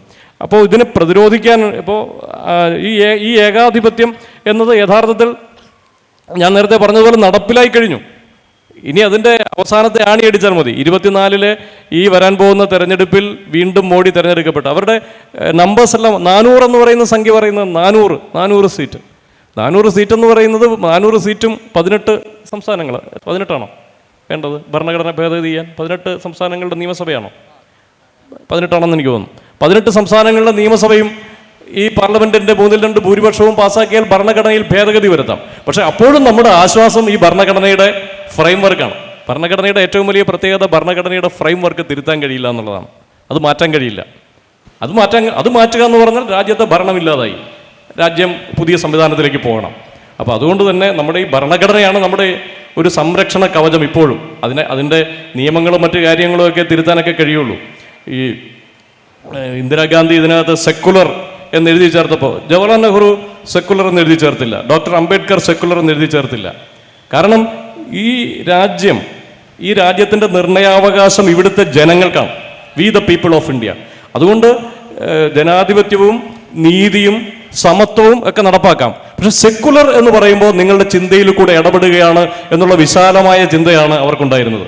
നിങ്ങൾ മതേതരനായിരിക്കണമെന്ന് ആജ്ഞാപിക്കാൻ നിങ്ങൾക്ക് ഒരു ഭരണകൂടത്തിന് അല്ലെങ്കിൽ ഒരു ഭരണഘടന അങ്ങനെ ചെയ്യാൻ പാടില്ല എന്ന അത്രയും വിശാലമായ കാഴ്ചപ്പാടോടെയാണ് അന്നും ചർച്ച വന്നപ്പോൾ സെക്കുലർ എന്ന് ഉൾപ്പെടുത്താതിരുന്നത്. പക്ഷേ ഇന്ദിരാഗാന്ധി അത് ഉൾപ്പെടുത്തിയത് എത്രയോ വലിയ ദീർഘവീക്ഷണത്തോടെയാണെന്ന് നമ്മളിപ്പം മനസ്സിലാക്കുന്നു. ഇന്ന് BJPയെ, ഈ ഏകാധിപത്യവാദികളെ ഒക്കെ അലോസരപ്പെടുത്തുന്ന ഏറ്റവും പ്രധാനപ്പെട്ട പദം ഈ ഭരണഘടനയിലെ സെക്കുലർ എന്ന പദമാണ്. നമ്മൾ ഈ ഏകാധിപത്യ പ്രവണതയെ പരാജയപ്പെടുത്തണമെങ്കിൽ അതിശക്തമായ പ്രചരണങ്ങളിലൂടെ മാത്രമേ സാധിക്കുള്ളൂ. കാര്യങ്ങളെ ബോധ്യപ്പെടുത്താൻ കഴിയണം. കാരണം ഈ പറയുന്ന ഏകാധിപത്യ സ്വഭാവമുള്ള ഭരണാധികാരിയുടെ വാഗ്ദാനങ്ങൾ പാലിക്കപ്പെട്ടോ അല്ലെങ്കിൽ രാജ്യം എങ്ങോട്ട് പോകുന്നു? നമ്മുടെ ഹങ്കർ ഇൻഡെക്സിൽ 42 മുതൽ 62 വരെയൊക്കെ UPA ഭരണകാലത്ത് നിന്നിരുന്ന ഈ രാജ്യം ഇന്ന് 111ലേക്ക് പോയിരിക്കുന്നു. അപ്പോൾ നേരത്തെ പറഞ്ഞതുപോലെ ഈ ഞങ്ങൾ ഈ സർവേ ഇതൊന്നും അംഗീകരിക്കില്ല ഇതൊക്കെ. പക്ഷേ IMF-ൻ്റേത് ഉൾപ്പെടെ ഇന്ത്യക്ക് പണം നൽകുന്ന ഇൻ്റർനാഷണൽ മോണിറ്ററി ഫണ്ടിൻ്റെ ഉൾപ്പെടെയുള്ള കണക്കുകളാണ് ഈ പറയുന്നത്. ഈ 111 താഴേക്ക് വീണു പോയിരിക്കുന്നു. ഇന്ത്യയിലെ അഭ്യസ്തവിദ്യരായ ചെറുപ്പക്കാരിലെ തൊഴിലില്ലായ്മ 82%. 82%. ഇപ്പോൾ തൊഴിൽ തേടി അങ്ങോട്ട് ഇറങ്ങുമ്പോൾ നിങ്ങൾക്കെല്ലാം മനസ്സിലാകും, നമ്മുടെ കുട്ടികൾക്ക് മനസ്സിലാകും, 82% തൊഴിലില്ലായ്മ ഉയർന്നു നിൽക്കുന്നു. അപ്പോൾ ഈ 82% വെറും 12 പേർക്കാണ് 100-ൽ ജോലി കിട്ടുന്നതെന്ന് അർത്ഥം. വരുമാന ചുരുക്കം, വരുമാനം കിട്ടിക്കൊണ്ടിരുന്ന നമ്മളെ പോലുള്ള ആളുകളുടെ എല്ലാം വരുമാനം ചുരുങ്ങിയിരിക്കുന്നു. UPA ഭരണകാലം എടുത്ത് കമ്പയർ ചെയ്യുകയാണെങ്കിൽ വരുമാന വളർച്ച ഉണ്ടായിരുന്നു. ഇപ്പോൾ വരുമാന ചുരുക്കം അനുഭവപ്പെടുന്നു. അപ്പം ഏത് ഇൻഡെക്സ് എടുത്ത് നോക്കിയാലും രാജ്യം പിന്നോട്ട് പോവുകയാണ്. ഇതിന് കാരണം ഈ ഏകാധിപത്യ പ്രവണതയാണ്, സ്വാതന്ത്ര്യമില്ലായ്മയാണ് എന്ന് ജനങ്ങളെ ബോധ്യപ്പെടുത്തിയാൽ മാത്രമേ ഇതിനെ നമുക്ക് പരാജയപ്പെടുത്താൻ കഴിയുള്ളൂ. അതിനുള്ള പരിശ്രമം നമ്മൾ ഓരോരുത്തരും നടത്തണം. അത് നടത്തി നമുക്ക് വിജയിക്കാൻ കഴിഞ്ഞില്ലെങ്കിൽ നേരത്തെ പറഞ്ഞതുപോലെ നമ്മൾ സ്കൂളുകളിൽ വീരവാദം പറഞ്ഞതുപോലെ സ്വാതന്ത്ര്യ സമര രംഗത്തേക്ക് ഇറങ്ങേണ്ടി വരുമോ എന്ന സംശയമാണ്. വീണ്ടും ഇറങ്ങുന്ന ഗാന്ധിമാരുടെയും അംബേദ്കറുടെയും കാര്യം പറയുമ്പോൾ കുറച്ചു കാലം മുമ്പ് നമ്മുടെ രാജ്യത്തിനകത്ത് രണ്ടാം ഗാന്ധി എന്ന പേരിൽ വലിയ രീതിയിൽ പ്രശസ്തനാവുകയും UPA ഭരണത്തിനെതിരെ വലിയ രീതിയിൽ ആഞ്ഞടിക്കുകയും ചെയ്ത് പിന്നീട് അപ്രത്യക്ഷനായി പോയൊരു മനുഷ്യനെ പറ്റി പറയാതെ പോകുന്നത് ശരിയല്ല എന്ന് തോന്നുന്നു. അണ്ണാ ഹസാരെ എന്ന് പറഞ്ഞുകൊണ്ടുള്ള ആ മനുഷ്യൻ രണ്ടാം ഗാന്ധിയായി ഇന്ത്യൻ രാഷ്ട്രീയത്തിനകത്ത് പ്രത്യക്ഷപ്പെടുകയും വലിയ രീതിയിൽ ഈ UPA ഭരണത്തിനെതിരെ ആഞ്ഞടിക്കുകയും ചെയ്ത് അതിനുശേഷം നടന്ന എല്ലാ നിലയിലുമുള്ള ഭരണകൂടത്തിൻ്റെ വളരെ പ്രതിലോമകരമായിട്ടുള്ള ഇടപെടലുകളിലും നിശബ്ദനാവുകയും ചെയ്ത് നമ്മൾ കണ്ടിട്ടുണ്ട്. അപ്പോൾ ഒരൊറ്റ മനുഷ്യന് അദ്ദേഹത്തിന് കിട്ടിയിട്ടുള്ള സാമ്പത്തിക പിന്തുണയായാലും രാഷ്ട്രീയ പിന്തുണയായാലും മറ്റൊന്നായിരിക്കെ തന്നെ ഒരൊറ്റ മനുഷ്യന് ഇന്ത്യക്കകത്ത് മുഴുവൻ ഇളക്കി മറിക്കാൻ കഴിയുന്ന രീതിയിൽ സമരങ്ങൾ നടത്താൻ കഴിഞ്ഞൊരു ചരിത്രം ഇന്ത്യക്കകത്തുണ്ട്. അത് വലിയ ചരിത്രമായി തന്നെയുണ്ട്. നമ്മൾ പറഞ്ഞ പോലെ ഗാന്ധിയുടെയും അംബേദ്കറിൻ്റെയും ഒക്കെ ചരിത്രമുണ്ട്. ഈ സാമൂഹ്യ മാധ്യമങ്ങളടക്കം വലിയ രീതിയിൽ ഇടപെടുന്ന ഒരു സമൂഹത്തിലാണ് നമ്മൾ ജീവിക്കുന്നത്. ഈ സാമൂഹ്യ മാധ്യമങ്ങളിലൂടെ അല്ലാതെ തന്നെ മനുഷ്യർക്കിടയിലെ സാമൂഹിക ഇടപെടൽ വളരെ വർദ്ധിച്ചിരിക്കുന്ന ഈ ഒരു കാലഘട്ടത്തിൽ പക്ഷേ പ്രതിപക്ഷ കക്ഷികൾക്ക് ഭരണകൂടത്തിനെതിരെ സംസാരിക്കാൻ കഴിയാതെ പോകുന്ന, അങ്ങനെ സംസാരിക്കുമ്പോൾ അവർ നിശബ്ദരായി പോകുന്നൊരു സാഹചര്യം ഇന്ത്യക്കകത്തുണ്ട് എന്നുള്ളതാണ് ഏറ്റവും പ്രധാനപ്പെട്ട ഒരു വിഷയമായി പറയുന്നത്. ഇപ്പം ഇലക്ട്രൽ ബോണ്ടുമായി ബന്ധപ്പെട്ട വിഷയമായാലും ഏറ്റവും അവസാനത്തെ കച്ചത്തീവുമായി ബന്ധപ്പെട്ട വിഷയമായാലും അതിനപ്പുറത്തേക്ക് ഈ നമ്മുടെ ഈ ഏകാധിപത്യം രാജ്യത്ത് നടന്നുകൊണ്ടിരിക്കുന്നു എന്ന ഏറ്റവും വിശാലാർത്ഥത്തിലുള്ള ആശയമായ പോലും ഈ ആശയങ്ങളൊന്നും പ്രചരിപ്പിക്കാനോ ഈ ആശയങ്ങളൊന്നും കൃത്യമായ ആളുകളിലേക്ക് എത്തിക്കാനോ കേരളത്തിനകത്തും ഇന്ത്യക്കകത്തുമുള്ള പ്രതിപക്ഷ കക്ഷികൾ, വിശിഷ്യ ഇന്ത്യക്കകത്തുള്ള പ്രതിപക്ഷ കക്ഷികൾക്ക് കഴിയുന്നില്ല എന്നുള്ളതൊരു വലിയ വിമർശനമല്ല. അങ്ങനെ ഭരണകൂടത്തിനെതിരെ ഒരു വലിയ വിമർശനാത്മക ശക്തിയായിട്ട് എന്തുകൊണ്ടാണ് പ്രതിപക്ഷ കക്ഷികൾക്ക് മാറാൻ കഴിയാത്തത്? അതിൽ തീർച്ചയായിട്ടും ഈ പറയുന്ന പോലെ ഏകാധിപത്യത്തിൻ്റെ സ്വരങ്ങൾ അല്ലെങ്കിൽ ഏകാധിപത്യത്തിൻ്റെ പിടിമുറുക്കലുകൾ പെഗാസസ് അടക്കം നമ്മൾ കണ്ടതാണ്. അങ്ങനെ വലിയ പിടിമുറുക്കലുകൾ പ്രതിപക്ഷ കക്ഷികൾക്ക് നേരിടുമ്പോൾ തന്നെ അതിനെ അട്ടിമറിക്കാൻ പ്രതിപക്ഷ കക്ഷികൾക്ക് കഴിയേണ്ടതല്ലേ? അല്ലെങ്കിൽ എന്തുകൊണ്ടാണ് അതിന് സാധിക്കാത്തത്? ആദർശ്, നമ്മൾ മുമ്പ് സയൻസിനെ പറ്റി സ്ഥിരം ഇത്തരത്തിലുള്ള സ്വതന്ത്ര ചിന്താ വേദികളിലെല്ലാം പറയുന്ന പോലെ സയൻസിൻ്റെ ഒരു പ്രധാനപ്പെട്ട ഗുണം അത് ഇല്ലാത്തവരെയും അതിൽ വിശ്വസിക്കാത്തവരെയും അത് പരിഗണിക്കുന്നു എന്ന് പറയുന്നത് പോലെ തന്നെ ജനാധിപത്യത്തിൻ്റെയും ഏറ്റവും വലിയൊരു പ്രത്യേകത, നിങ്ങൾ ജനാധിപത്യ വിശ്വാസിയാണെങ്കിലും ഇല്ലെങ്കിലും ജനാധിപത്യം നൽകുന്ന എല്ലാ അഡ്വാൻറ്റേജസും നിങ്ങൾക്കും ലഭിക്കും എന്നുള്ളതാണ്. മൻമോഹൻ സിംഗ് എന്ന് പറയുന്ന ഇന്ത്യയുടെ പ്രധാനമന്ത്രി, അദ്ദേഹം ഭരിക്കുന്ന കാലത്ത് ഇന്ത്യ കണ്ട ഏറ്റവും വലിയ ജനാധിപത്യവാദികളായിട്ടുള്ള മനുഷ്യരുടെ പട്ടികയിൽ എടുത്തു കഴിഞ്ഞാൽ അതിലൊരാളായിരുന്ന വ്യക്തിയാണ്. അദ്ദേഹത്തിൻ്റെ വീടിന് നേർക്ക് വേണമെങ്കിൽ നിങ്ങൾക്ക് കല്ലേറ് നടത്താം, അല്ലെങ്കിൽ അദ്ദേഹത്തിൻ്റെ വീടിന് നേർക്ക് നിങ്ങൾക്ക് ജലപീരങ്കിക്ക് നേരെ പ്രതിഷേധിച്ചുകൊണ്ട് വേണമെങ്കിൽ നാളെ പോകാം. ഈവൻ JNUവിലെ വിദ്യാർത്ഥികൾ അന്നത്തെ കാലത്ത്, അതായത് ഇന്ന് ഫാസിസത്തിന് നേരെ ഏറ്റവും ശക്തമായി പോരാടുന്ന JNUവിലെ വിദ്യാർത്ഥികൾ അന്നത്തെ കാലത്ത് സ്ഥിരം മൻമോഹൻ സിംഗിന് നേരെ പ്രതിഷേധവുമായി തെരുവിലുണ്ടായിരുന്നു എന്നുള്ളത് നാം ആലോചിക്കണം. അവരിൽ പലർക്കും ഇന്നത്തെ പോലെ UAPയുടെ പേരിൽ വീട്ടിൽ കിടക്കേണ്ടി വന്നിട്ടില്ല. അപ്പോൾ അങ്ങനെ ഒരു സിസ്റ്റം, അതാണ് ഒരു ഐഡിയൽ ജനാധിപത്യ സംവിധാനം. അങ്ങനെ ഒരു ഐഡിയൽ ജനാധിപത്യ സംവിധാനം നൽകുന്ന സംവിധാനത്തിനുള്ളിൽ നിന്നുകൊണ്ട് നിങ്ങൾക്ക് ഗവൺമെൻറ്റിനെതിരെ പ്രതിഷേധിക്കാനുള്ള സാഹചര്യം ഉണ്ടാകുമ്പോൾ തീർച്ചയായിട്ടും ആ മൂലങ്ങൾ ഉപയോഗിച്ചുകൊണ്ട് തന്നെ നിങ്ങൾക്ക് വേണമെങ്കിൽ ആ സർക്കാരിനെ പുറത്തിറക്കാനും കഴിയും. ഇപ്പോൾ കമ്മ്യൂണിസം സ്വയം പറയുന്നത് അതൊരു സെൽഫ് ഡിഫീറ്റിംഗ് ഐഡിയോളജി ആണെന്നുള്ളതാണ്. കാരണം അവർ ഉദ്ദേശിക്കുന്ന പോലെ, കമ്മ്യൂണിസം ഉദ്ദേശിക്കുന്നത് പോലെ കമ്മ്യൂണിസം ലോകത്ത് പ്രാവർത്തികമായി കഴിഞ്ഞാൽ പിന്നെ കമ്മ്യൂണിസ്റ്റ് പാർട്ടിയുടെ ആവശ്യമില്ല. ആ ലോകം അതേപടി റൺ ചെയ്യും. പാർട്ടിയെ ഇല്ലാതാക്കാൻ വേണ്ടിയിട്ടാണ് ശരിക്കും കമ്മ്യൂണിസ്റ്റുകൾ പ്രവർത്തിക്കുന്നത്. പോസിറ്റീവ് സെൻസിലാണ് ഞാനത് പറയുന്നത്. സ്വയം, കാരണം കമ്മ്യൂണിസം ആഗ്രഹിക്കുന്ന ഒരു ഇതിലേക്ക് എത്തിക്കഴിഞ്ഞാൽ പിന്നെ പാർട്ടിയുടെ ആവശ്യം വരുന്നില്ല എന്നുള്ളതാണ് യാഥാർത്ഥ്യം.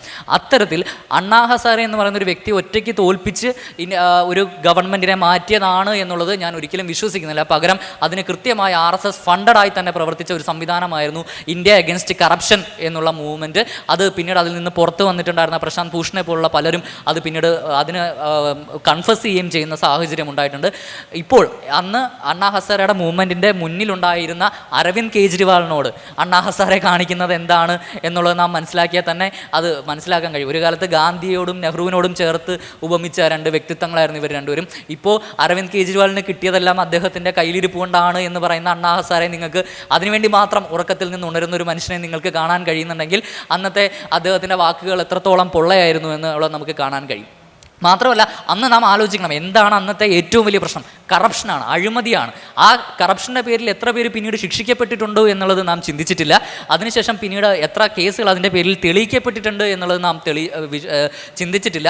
മാത്രമല്ല ഏറ്റവും വലിയ ഘടകം എന്ന് പറയുന്നത് അന്നത്തെ ലെഫ്റ്റിനെ ഉൾപ്പെടെ കൂടെ കൂട്ടാൻ ഈ പ്രസ്ഥാനത്തിന്, ഇന്ത്യ അഗൻസ്റ്റ് കറപ്ഷൻ എന്ന് പറയുന്ന മൂവ്മെൻറ്റിന് അണ്ണാ ഹസാരയ്ക്കും അദ്ദേഹത്തിന് നേതൃത്വം നൽകിയ അല്ലെങ്കിൽ അദ്ദേഹത്തെ ഫണ്ട് ചെയ്ത RSSനും കഴിഞ്ഞു എന്നുള്ളതാണ്.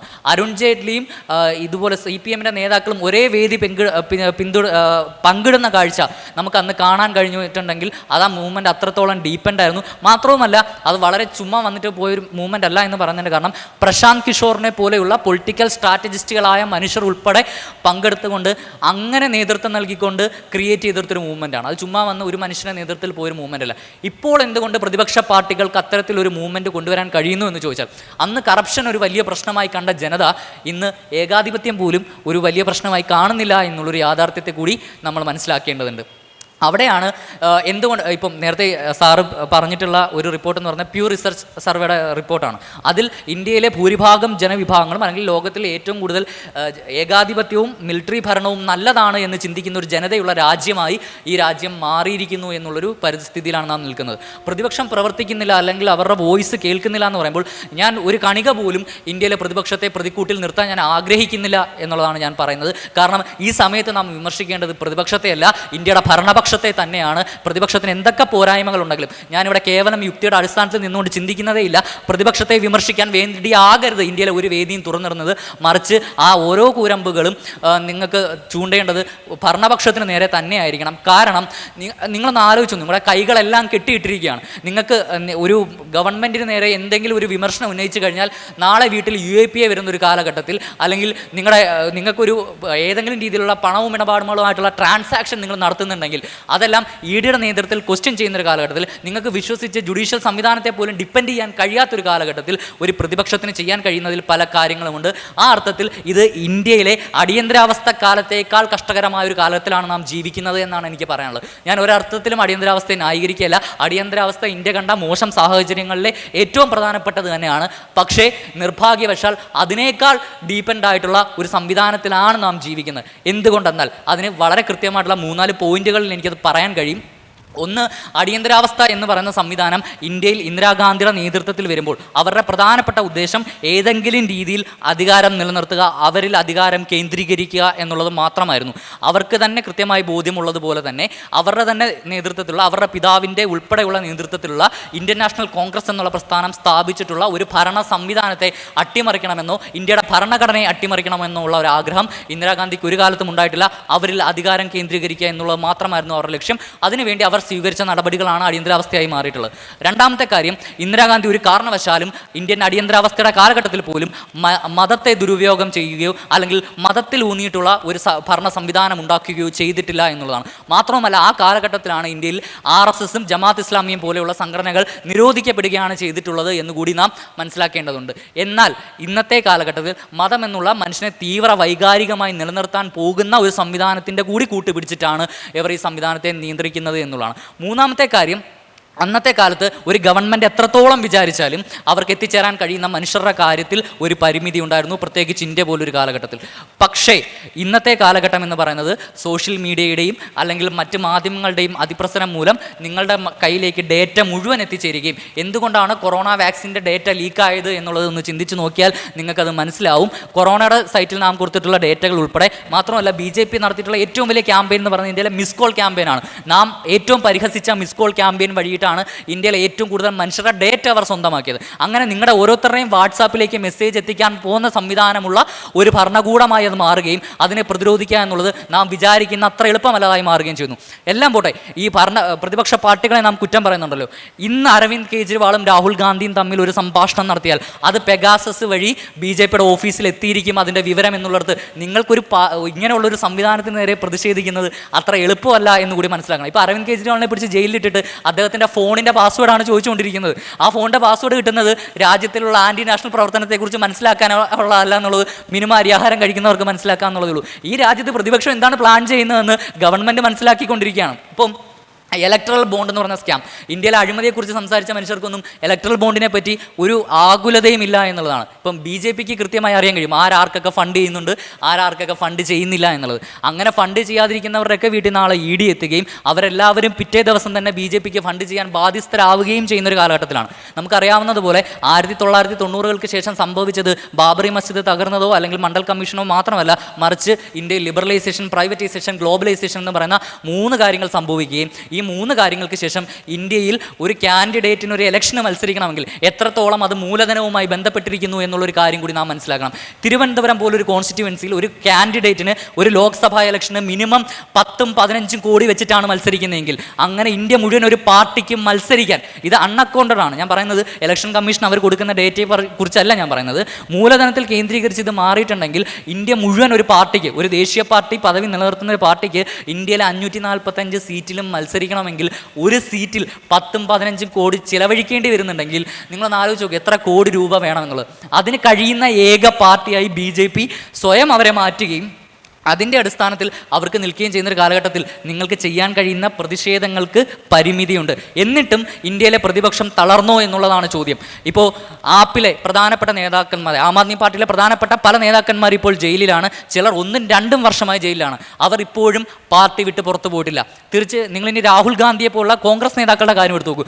രാഹുലിനെ പോലെ ഇന്ത്യയിൽ പരിഹസിക്കപ്പെട്ടൊരു നേതാവ് ഒരുപക്ഷെ ഇന്ത്യയുടെ ചരിത്രത്തിലുണ്ടായിട്ടില്ല. പപ്പു വിളികൾ മുതൽ അദ്ദേഹത്തിനെ ഈ ഒരു മനുഷ്യന് യോജിക്കാത്ത എല്ലാ രീതിയിലും അദ്ദേഹത്തിൻ്റെ പൈതൃകം മുതലുള്ള എല്ലാ സകല കാര്യങ്ങളും പറഞ്ഞ് അപമാനിച്ചിട്ടും അയാൾ ഇന്നും ഇന്ത്യയിൽ കാശ്മീർ മുതൽ കന്യാകുമാരി മുതൽ കാശ്മീർ വരെ നടക്കുകയും ഇന്ത്യയിലെ ജനങ്ങളെ തൊട്ടറിയാൻ ശ്രമിക്കുകയും ചെയ്തെങ്കിൽ ഇതല്ലാതെ മറ്റെന്താണ് പ്രതിപക്ഷ പ്രവർത്തനത്തിനുള്ള സാധ്യത എന്നുകൂടി ഞാൻ ചോദിക്കണം. ഒരുപക്ഷെ നമുക്ക് പറയാമായിരിക്കും ഈ പ്രതിപക്ഷ പാർട്ടികൾ അലയൻസ് ഉണ്ടാക്കുന്നത് ഒന്ന് കുറച്ച് നേരത്തെ ആക്കിയിരുന്നെങ്കിൽ എന്തെങ്കിലുമൊക്കെ വലിയ മാറ്റം നടക്കുമെന്ന്. ഇവിടെ കേരളത്തിലെ സ്വതന്ത്ര ചിന്തകരെ ഒരുമിച്ചൊരു വേദിയിലിരുത്താൻ നമുക്ക് കഴിയാത്ത കാലത്തിലാണ് നാം ജീവിക്കുന്നത് എന്നുള്ളത് നാം ആലോചിച്ച് നോക്കണം. അപ്പോഴാണ് ഇന്ത്യയിലെ വിവിധ രാഷ്ട്രീയ ചേരികളെ, അതും ആം ആദ്മി പോലെ കോൺഗ്രസിനെതിരായിട്ട് വന്നൊരു പാർട്ടിയായിട്ട് ഇപ്പോൾ അവർ അലയൻസ് ഉണ്ടാകുന്ന ഒരു സിറ്റുവേഷനിലേക്ക് വരെ വന്നിരിക്കുന്നു. അപ്പോൾ അത്രയും ഗതികെട്ടൊരു സാഹചര്യത്തിൽ മാത്രം ഒന്നിക്കുന്ന ഒരു മുന്നണിയായിട്ട് അത് മാറുന്നെങ്കിൽ ഇന്ത്യയിലെ പ്രതിപക്ഷം എടുത്ത എഫേർട്ട് ചെറുതല്ല എന്നുള്ളത് നാം മനസ്സിലാക്കണം. ധ്രുവരാട്ടിയെ പോലെയുള്ള യൂട്യൂബ് വ്ളോഗർമാർ അവരെടുത്തിട്ടുള്ള എഫേർട്ട് ചെറുതല്ല. ഇപ്പോൾ അടിയന്തരാവസ്ഥക്കാലത്ത് ഇന്ദിരാഗാന്ധി ഒരു വലിയ ശക്തിയായി നിൽക്കുകയും വലിയൊരു സെൻസർഷിപ്പായി അത് തുടരുകയും ചെയ്യുന്ന കാലത്ത് പോലും അവർക്കെതിരെ എഡിറ്റോറിയൽ വഴി പ്രതിഷേധിക്കുന്ന മാധ്യമങ്ങൾ കേരളത്തിൽ ഉൾപ്പെടെ ദേശീയ തലത്തിൽ ഉൾപ്പെടെ ഉണ്ടായിരുന്നെങ്കിൽ ഇന്ന് രാമക്ഷേത്ര ഉദ്ഘാടനം ഫ്രണ്ട് പേജിൽ മോദിയുടെ ഏറ്റവും വലിയ അച്ചീവ്മെൻ്റായി കൊടുക്കുന്ന മാധ്യമങ്ങളുള്ള കാലത്ത് നിങ്ങൾക്ക് ചില യൂട്യൂബർമാരെങ്കിലും പ്രതീക്ഷ തരുന്നെങ്കിൽ അതിൽ ഈ കെട്ടകാലത്തും അങ്ങനെയൊക്കെ പ്രതീക്ഷകൾ അറ്റുപോകാതെ നിലനിൽക്കുന്നെങ്കിൽ അത് തന്നെ വലിയ കാര്യമെന്നാണ് ഞാൻ പറയുന്നത്. ഇത് ചരിത്രത്തിൽ എല്ലായ്പ്പോഴും നടക്കുന്ന കാര്യമാണ്. ഇതിനെ ഓർത്ത് നമ്മൾ ഒരു പരിധിക്ക് അപ്പുറത്തേക്ക് പോകരുത്. ഒരുപക്ഷെ ഒരു 10-100 കൊല്ലം എടുത്ത് നമുക്ക് ഒരുപക്ഷെ ഇതിനെ റീഗെയിൻ ചെയ്യാൻ അത്രയും വരെ സമയം പോയേക്കാം. പക്ഷെ അതിൽ നാം നിരാശപ്പെടരുത് എന്നുള്ളതാണ് എനിക്ക് പറയാനുള്ളത്. കാരണം ഇന്ത്യ ഒരു ജനാധിപത്യം എക്സസൈസ് ചെയ്യാൻ തുടങ്ങിയിട്ട് വളരെ ചുരുക്കം കാലഘട്ടം മാത്രമേ ആകുന്നുള്ളൂ. ഏറിപ്പോയാൽ ഒരു 60-65 കൊല്ലം മാത്രമാണ് നാം ജനാധിപത്യം എക്സസൈസ് ചെയ്തിട്ടുള്ളത്. അതിനു മുമ്പ് ഏതെങ്കിലും രാജഭരണങ്ങളുടെ കീഴിലോ അല്ലെങ്കിൽ ഒരു ഇമ്പീരിയലിസത്തിൻ്റെ കീഴിലോ കൊളോണിയലിസത്തിൻ്റെ കീഴിലോ ഒക്കെ ജീവിച്ച ജനതയാണ് നാം. അതിൽ നാം ജനാധിപത്യത്തിൻ്റെതായ ഒരു പാത വെട്ടി തുറന്നു. അവർ അതിൽ നിന്ന് നമ്മെ പിന്നിലേക്ക് കൊണ്ടുപോകാനുള്ള ശ്രമം നടത്തുന്നുണ്ട്. ഇതൊരു ഏതെങ്കിലും മതത്തിന് വേണ്ടിയാണ് എന്നുള്ളൊരു തോന്നൽ കൂടി ഉണ്ടാവരുത്. കാരണം BJPക്ക് ഇന്ത്യയിലെ ഹിന്ദുക്കളോട് യാതൊരു കമ്മിറ്റ്മെൻറ്റും ഇല്ല. ഇന്ത്യ ഒരു മുസ്ലിം ഭൂരിപക്ഷ രാഷ്ട്രമായിരുന്നെങ്കിൽ BJP ഒരു മുസ്ലിം പാർട്ടിയായി തന്നെ അത് നിലനിന്നേനെ. ഇന്ത്യ ഏതെങ്കിലും ഒരു ഭാഷയുടെ അടിസ്ഥാനത്തിലാണ് ഇന്ത്യയുടെ വൈകാരിക നിശ്ചയിക്കപ്പെടുന്നതെങ്കിൽ അതൊരു ആ ഭാഷയുടെ അടിസ്ഥാനത്തിൽ നിലകൊള്ളുന്നൊരു പാർട്ടിയാണ്. ഇന്ത്യയുടെ മതം ക്രിക്കറ്റാണെന്ന് ചിലരെങ്കിലും പറയാറുണ്ട്. അത്തരത്തിൽ അത് യഥാർത്ഥ സെൻസിലെങ്കിലും ക്രിക്കറ്റ് ആണെങ്കിൽ ഇന്ത്യയിലെ ക്രിക്കറ്റുകാർക്ക് വേണ്ടി വാദിക്കുന്ന, ഇന്ത്യയിലെ ഇന്ത്യയിലെ ക്രിക്കറ്റിന് വേണ്ടി വാദിക്കുന്ന ഫുട്ബോളൊക്കെ മോശമാണെന്ന് പറഞ്ഞാൽ എപ്പോഴും ഇവർക്ക് ഒറ്റ കാര്യമുള്ളൂ, എതിർവശത്ത് നിർത്താൻ ആരെങ്കിലും ഉണ്ടാകണം, ഏലിയനേറ്റ് ചെയ്യാൻ ആരെങ്കിലും ഉണ്ടാകണം എന്നുള്ളത് മാത്രമാണ് അവരുടെ പ്രത്യേകത. ലോകത്തെ ഫാസിസ്റ്റുകളൊക്കെ ആ രീതിയിലാണ് പ്രവർത്തിക്കുന്നത്. ഇതുകൊണ്ട് ഹിന്ദുമതത്തിനും വലിയ അച്ചീവ്മെൻ്റ് ഒന്നുമില്ല. നിങ്ങളൊന്ന് വളരെ കാര്യമായിട്ടൊന്ന് ആലോചിച്ച് നോക്കിക്കഴിഞ്ഞാൽ ഇന്ത്യയിൽ സൗദി അറേബ്യയിലെ പോപ്പുലേഷനേക്കാൾ കൂടുതലാണ് ഇന്ത്യയിൽ മാൽ ന്യൂട്രീഷൻ കാരണം മരിച്ചു വീഴുന്ന കുട്ടികളുടെ എണ്ണം എന്നുള്ളത് വെറുതെ ഒന്ന് ഗൂഗിളിൽ സെർച്ച് ചെയ്ത് കഴിഞ്ഞാൽ നിങ്ങൾക്ക് കിട്ടും. നിങ്ങൾക്ക് ആ മതത്തിനോടാണ് കമ്മിറ്റ്മെൻ്റ് എങ്കിൽ രാമക്ഷേത്രത്തിൻ്റെ പേരിലല്ല നിങ്ങൾ ഒരു മതത്തെ യുണൈറ്റ് ചെയ്യേണ്ടിയിരുന്നത്, മറിച്ച് മാൽ ന്യൂട്രീഷൻ്റെ പേരിൽ മരിച്ചു വീഴുന്ന കുട്ടികളുടെ പേരിൽ നിങ്ങൾക്കൊരു മതത്തെ യുണൈറ്റ് ചെയ്യാൻ കഴിയുന്നെങ്കിൽ അതിന് പിന്നെയും അന്തസ്സുണ്ട് എന്ന് പറയാം. അല്ലെങ്കിൽ ഇപ്പോൾ ഇന്ത്യയിലെ 2-3 പേരായിരിക്കും ഒരുപക്ഷെ മതം മാറി മറ്റൊരു മതത്തിലുള്ള മനുഷ്യനെ വിവാഹം കഴിച്ചിട്ട് BJP പറയുന്ന പോലെ ലവ് ജിഹാദ് ആരോപണങ്ങളുടെ കീഴിലൊക്കെ വരിക. പക്ഷേ അതിനെയാണ് അവർ പെരുപ്പിച്ച് കാണിക്കാൻ ശ്രമിക്കുക. മറിച്ച് ഇവർ ഈ പറയുന്ന ഹിന്ദു കമ്മ്യൂണിറ്റി ഇവർ റെപ്രസെൻറ്റ് ചെയ്യുന്നുണ്ട് എന്നുള്ളത് ഇവർ ശരിക്കും അർത്ഥത്തിലാണ് പറയുന്നതെങ്കിൽ ആ കമ്മ്യൂണിറ്റിയിൽ നിന്ന് മരിച്ചു വീഴുന്ന മനുഷ്യരെക്കുറിച്ച് എന്താണ് ഇവർക്ക് ഉത്കണ്ഠയുണ്ടാവുന്നത്? ഇന്ത്യയിലെ സിഖ് മതം, അവരിൽ നിന്ന് നിങ്ങൾക്ക് വഴിയിലൊരു ഭിക്ഷ യാചിക്കുന്ന ഒരു മനുഷ്യനെ കാണാൻ കഴിയില്ലെന്ന് പറയാറുണ്ട്. കാരണം അവർ ആ ഗുരുദ്വാരകൾക്കുള്ളിൽ നിർത്തിക്കൊണ്ട് അവർക്ക് ഭക്ഷണവും ആവശ്യമായ സാധനങ്ങളും നൽകും, അവർക്ക് കിടക്കാൻ പാർപ്പിടാൻ നൽകും. BJPയുടെ ഭാഗത്ത് നിന്ന് ഇത്തരത്തിൽ ഹിന്ദു മതത്തിന് വേണ്ടി ചെയ്തിട്ടുള്ള 10 കാര്യങ്ങൾ പറയാൻ പറഞ്ഞാൽ ഒരു RSSൻ്റെ ഒരാൾക്ക് പോലും ഈ വേദിയിൽ വന്നിരുന്നത് പറയാനുള്ള തൻ്റെ ഇടമുണ്ടാവില്ല എന്നുള്ള ഉറപ്പിൽ നിന്നുകൊണ്ടാണ് ഞാനിത് പറയുന്നത്. കാരണം ഇതൊരു മതത്തിന് വേണ്ടിയിട്ടുള്ള കാര്യമല്ല, ഇത് അധികാരത്തിന് വേണ്ടിയിട്ടുള്ളതാണ്. ആ അധികാരം വെറുപ്പിൻ്റെ പ്രത്യയശാസ്ത്രത്തിൽ ഊന്നിയിട്ടുള്ളതാണ്. കാരണം സവർക്കർക്ക് കൃത്യമായ ധാരണയുണ്ടായിരുന്നു, ഗോൾവാൾക്കർക്ക് കൃത്യമായ ധാരണയുണ്ടായിരുന്നു. ഇത് ബ്രിട്ടീഷുകാർക്ക് ശേഷം ഈ അധികാരം കൈയാളാൻ പോകുന്നത് ഇന്ത്യയിലെ ജനങ്ങളാണ്, സാധാരണക്കാരായ ജനങ്ങളാണ്. നിങ്ങൾ പറയുന്ന കാസ്റ്റ് ഹൈറാർക്കിക്കുള്ളിൽ അവർ നിൽക്കില്ല. നിങ്ങളുടെ അധികാര പശ്ചാത്തലങ്ങൾക്കുള്ളിൽ, അധികാര ശ്രേണികൾക്കുള്ളിൽ ഇന്ത്യയിലെ സ്ത്രീകളെ നിങ്ങൾക്ക് തളച്ചിടാൻ കഴിയില്ല. ഇന്ത്യയിലെ ദളിതരെയും ആദിവാസികളെയും ന്യൂനപക്ഷങ്ങളെയും നിങ്ങൾക്ക് തളച്ചിടാൻ കഴിയില്ല എന്നുള്ള ഉത്തമ ബോധ്യത്തിൻ്റെ അടിസ്ഥാനത്തിൽ വെറുപ്പിൻ്റേതായിട്ടുള്ള ഒരു രാഷ്ട്രീയം തുറക്കുകയാണ് ചെയ്തത്. അതിന് ആ വെറുപ്പിൻ്റെ രാഷ്ട്രീയത്തിൽ വൈകിയെങ്കിലും നമുക്ക് സ്നേഹത്തിൻ്റെ കട തുറക്കാൻ കഴിയും. അത് പ്രതിപക്ഷ പാർട്ടികൾ ഇന്ത്യയിൽ ശ്രമിക്കുന്നുണ്ട്. അതിനെ നാം തളർത്തുകയല്ല ചെയ്യേണ്ടത്, കരുത്ത് നൽകുകയാണ്. തീർച്ചയായിട്ടും വിമർശനങ്ങൾ ഉണ്ടാവും. ഒരു വലിയ മൂവ്മെൻറ്റിന് വേണ്ടിയിട്ടാണ് നാം നിൽക്കുന്നത് എന്നുള്ളൊരു ബോധ്യം ഉണ്ടാകണം. ആ മൂവ്മെൻറ്റിനെ ആണ് പ്രയോറിറ്റൈസ് ചെയ്യേണ്ടത്, അല്ലാതെ വ്യക്തി താല്പര്യങ്ങൾക്കല്ല. മറിച്ച് കാരണം ഇപ്പം CPM-കാരന് കോൺഗ്രസിനോടൊരു പ്രശ്നം ഉണ്ടായേക്കാം, അല്ലെങ്കിൽ ഒരു കോൺഗ്രസ്സുകാരന് ഇന്ത്യയിലെ മറ്റേതെങ്കിലും SP അല്ലെങ്കിൽ BSPയോടോ പ്രശ്നമുണ്ടായേക്കാം, ആം ആദ്മി പാർട്ടിക്കാരനോട് പ്രശ്നമുണ്ടായേക്കാം. പക്ഷേ ഇതിനേക്കാളെല്ലാം ഏറ്റവും ആത്യന്തികമായി ഇന്ത്യ എന്നുള്ള വികാരമാണ് ഏറ്റവും വലുതെന്നും ആ ഇന്ത്യ എന്നുള്ള വികാരം കേവലം ഒരു ജോഗ്രഫിക്കൽ എൻറ്റിറ്റി മാത്രമല്ല എന്നുള്ള മനസ്സിലാക്കലുമാണ് ഏറ്റവും പ്രധാനപ്പെട്ട കാര്യം. സവർക്കറെ സംബന്ധിച്ച് ഹിന്ദു എന്ന് പറഞ്ഞാൽ ഒരു ജോഗ്രഫിക്കൽ എൻറ്റിറ്റിയാണ്. അവരെ സംബന്ധിച്ച് തായ്ലൻഡിലെ ഹിന്ദു അല്ല, ഇന്ത്യയിലെ ഹിന്ദു മാത്രമാണ് ഹിന്ദു. അല്ലെങ്കിൽ ഇന്ത്യയിലെ ഇന്ത്യയിലുണ്ടായിട്ടുള്ള മറ്റു മതങ്ങളെല്ലാം അവർക്ക് മതങ്ങളാണ്. പക്ഷേ അതിന് പുറത്തേക്കുള്ളതൊന്നുമില്ല. കാരണം ഇപ്പോൾ നിങ്ങളൊന്ന് ആലോചിച്ച് നോക്കൂ, ഈ ആടുജീവിതം സിനിമ വന്നപ്പോൾ നമ്മുടെ മനസ്സിലേക്ക് ആ പുസ്തകത്തിൽ നിന്ന് മാറിക്കൊണ്ട് കുറേ ഇമേജസ് വന്നിട്ടുണ്ട്. ഇപ്പോൾ ആ ഇമേജസുമായി ബന്ധപ്പെടുത്തിയിട്ടായിരിക്കും ഇനിയുള്ള കാലത്ത് ഒരുപക്ഷെ ഒരു തലമുറ ആ പുസ്തകത്തെ പറ്റി ചിന്തിക്കുക. ഇതേ പണി അവർ രാമായണത്തോടും മഹാഭാരതത്തോടും ചെയ്തു എന്നുള്ളതാണ്. ഇപ്പോൾ ആരോടെങ്കിലും ചോദിച്ചാൽ ആ ഉത്തർപ്രദേശിലെ അയോധ്യ എന്ന് പറയുന്ന ഒരു ഇട്ടാവട്ടത്തെ ജനിച്ച ആളായിട്ടാണ് അവർ രാമനെ ചിത്രീകരിച്ച് വെച്ചിരിക്കുന്നത്. ഇത് ലാർജർ കോണ്ടസ്റ്റിൽ ഹിന്ദു മതത്തിനെങ്കിലും ഏതെങ്കിലും രീതിയിലുള്ള ഗുണം അതുകൊണ്ട് ചെയ്യുമോ എന്നുള്ളത് അവർക്ക് തന്നെ ഉറപ്പുള്ള കാര്യമാണ്. ഇത് മതത്തിനൊരു തരത്തിലുള്ള ഗുണം ചെയ്യാൻ പോകുന്ന കാര്യമല്ല, മറിച്ച് കേവലം ഒരു പ്രത്യയശാസ്ത്രത്തിന് അവരുടെ അധികാരം നിലനിർത്താനായിട്ടുള്ള ഒരു കാര്യമാണ്. അവിടെ ഒരു പ്രതിപക്ഷത്തിന് ചെയ്യാൻ കഴിയുന്നതിനകത്ത് ധാരാളം പരിമിതികളുണ്ട്. അപ്പോഴും ആ പ്രതിപക്ഷം തെരുവിലുണ്ട് എന്നുള്ളത് തന്നെയാണ് ഞാൻ പ്രതീക്ഷ അർപ്പിക്കുന്നത്. അതങ്ങനെ അറ്റുപോവില്ല. ഈ തെരഞ്ഞെടുപ്പിൽ പരാജയപ്പെട്ടാൽ പോലും ആ പ്രതിപക്ഷത്തിനൊപ്പം നിൽക്കുക, അവരെ കൂടുതൽ ക്രൂശിക്കാതെ അവർക്ക് മാർഗ്ഗനിർദ്ദേശങ്ങൾ നൽകുക എന്നുള്ളത് തീർച്ചയായും നല്ലൊരു കാര്യമാണ്. അതിനു വേണ്ടിയിട്ടുള്ള ആശയങ്ങൾ നമുക്ക് പ്രചരിപ്പിക്കാൻ കഴിയുന്നതാണ്. മറിച്ച് ഈ ഡേവിഡും ഗോലിയത്തും തമ്മിലുള്ള യുദ്ധം എന്നൊക്കെയുള്ള ഇതിലേക്ക് അത് പോകുമ്പോൾ ഈ യുദ്ധം ജയിക്കൽ അത്ര സിമ്പിളല്ല എന്നുള്ളൊരു കാര്യം കൂടി വേണം. അത് തെരുവിലിറങ്ങി ഒരു ദിവസമെങ്കിലും സംഘടനാ പ്രവർത്തനം നടത്തി നോക്കുമ്പോൾ ആ ബുദ്ധിമുട്ട് നിങ്ങൾക്ക് മനസ്സിലാവും. എത്രത്തോളമാണ് ഒരു കമ്മ്യൂണിക്കേറ്റ് ചെയ്യാനുള്ള ഒരു സാധ്യത എന്നുള്ള നമുക്ക് മനസ്സിലാവും. ഇപ്പോൾ ഒരു ശരിയായ ആശയമാണ്, ശരിയായ മെസ്സേജാണ് നിങ്ങൾ കൺവേ ചെയ്യണമെങ്കിൽ അതെല്ലാവരിലേക്കും ഓർഗാനിക്കായിട്ട് എത്തിക്കോളും എന്ന് കരുതി വീട്ടിലിരുന്നാൽ അവിടെ ഇരിക്കുകയുള്ളൂ. അങ്ങനെ എല്ലാ ശരികളും എത്തുമായിരുന്നെങ്കിൽ ഇന്ത്യയിലെ മനുഷ്യരെല്ലാം സ്വതന്ത്ര ചിന്തകരും ഒക്കെ ആയി മാറിയനെ. അങ്ങനെയൊന്നും സംഭവിച്ചിട്ടില്ലാത്തത് നമുക്കുണ്ടായിട്ടുള്ള പാളിച്ചകൾ കൊണ്ട് മാത്രമല്ല, അതിന് കുറച്ചും കൂടിയുള്ളൊരു എഫേർട്ട് ആവശ്യമാണ്. അത് എപ്പോഴും ഒരു സ്വിച്ചിട്ടതുപോലെ ഓണായി വന്നു എന്ന് വരില്ല. It will take some time, but definitely it will happen and we will have to wait for that. അവർക്കൊരു 100 വർഷം കാത്തിരിക്കായിരുന്നു. ഇപ്പോൾ 1920-കളിൽ RSS ഉണ്ടായ സമയത്ത് RSSകാരും അയ്യോ ഇത് 4 ദിവസം കൊണ്ട് ഈ സാധനം ഉണ്ടായില്ല എന്ന് പറഞ്ഞാൽ അവർ ഇട്ട് പോയിരുന്നെങ്കിൽ അവർക്ക് ഇന്നത്തെ നിലയിലേക്ക് അവർക്ക് എത്താൻ കഴിയില്ലായിരുന്നു. അവർ 100 വർഷം പരിശ്രമിച്ചു.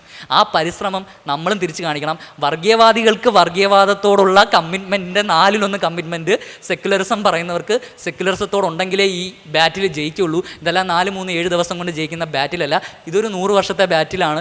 ചിലപ്പോൾ അതിലും കൂടിയേക്കാം. അതിന് വേണ്ടിയിട്ടുള്ളൊരു ക്ഷമ, അതിന് വേണ്ടിയിട്ടുള്ളൊരു ടെമ്പർ ടെമ്പറമെൻറ്റ് അത് നമ്മൾ കാണിച്ചേ പറ്റുള്ളൂ. ഇല്ലെങ്കിൽ ഈ രാജ്യം അത് വീണ്ടും 10-10,000 വർഷം പിന്നിലേക്ക് പോകും. നാമും നമ്മുടെ വരും തലമുറകളുമെല്ലാം അതിൻ്റെ ബുദ്ധിമുട്ട് അനുഭവിക്കേണ്ടി വരും എന്നുള്ളത് ഓർമ്മിപ്പിച്ചുകൊണ്ട് ഇതാണ് പ്രതിപക്ഷത്തെ മാത്രമല്ല നമ്മൾ കുറ്റം പറയേണ്ട, നമ്മുടെയും കൂടി ഭാഗത്തു നിന്നുള്ളൊരു എഫേർട്ട് അതിനുവേണ്ടി നമ്മൾ തീർച്ചയായിട്ടും ഇട്ടിരിക്കണം.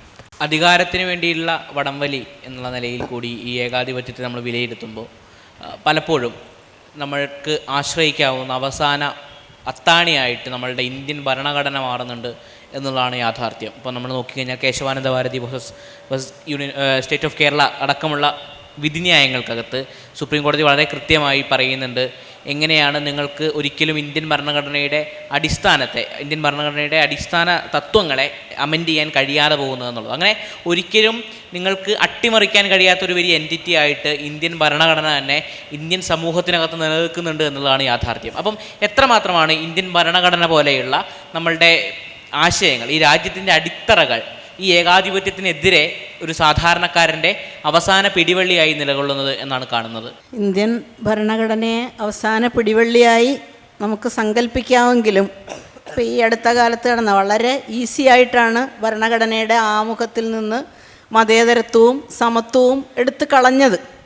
ഇപ്പോൾ ഈ ഭരണഘടനയെ ഇങ്ങനെ തന്നെ നിലനിർത്തും. ഒരു പ്രത്യേകിച്ചും മനു സ്മൃതിയിലടങ്ങിയ അല്ലെങ്കിൽ ഹിന്ദു ഐഡിയോളജിയിലടങ്ങിയ ഒരു ഭരണഘടനയ്ക്ക് വേണ്ടി 1947 തന്നെ നമ്മുടെ ഭരണഘടനാ നിർമ്മാണ വേളയിൽ തന്നെ ഈ സവർക്കറെ പോലുള്ളവർ വാദിച്ചിരുന്നു എന്ന് രാവിലെ ഗോപികൃഷ്ണൻ്റെ പ്രസംഗം കേട്ടവർക്ക് അതിൻ്റെ ആ ഒരു ചരിത്രം മനസ്സിലായിട്ടുണ്ടാവും.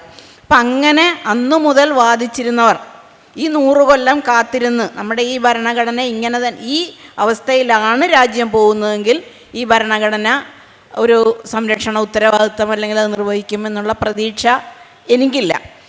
അതോടൊപ്പം തന്നെ ഇപ്പം എനിക്ക് മുമ്പേ സംസാരിച്ചുകൊണ്ട് എത്ര എന്താ പറഞ്ഞാൽ ലഘൂകരിച്ചിട്ടാണ് പ്രതിപക്ഷത്തിൻ്റെ ഉത്തരവാദിത്വത്തെ വളരെ ലഘൂകരിച്ച് പറഞ്ഞത്. എനിക്ക് വല്ലാത്ത അത് എങ്ങനെ പറയാൻ കഴിയുന്നു? ഒരു രാഷ്ട്രീയ പ്രവർത്തകന്, ഒരു പക്ഷേ പ്രതിപക്ഷ കക്ഷിയിൽ അല്ലെങ്കിൽ അതിൻ്റെ ഒരു രാഷ്ട്രീയ പ്രവർത്തകന് സ്വയം ന്യായീകരിക്കാൻ അങ്ങനെ പറയാൻ കഴിയുമായിരിക്കും.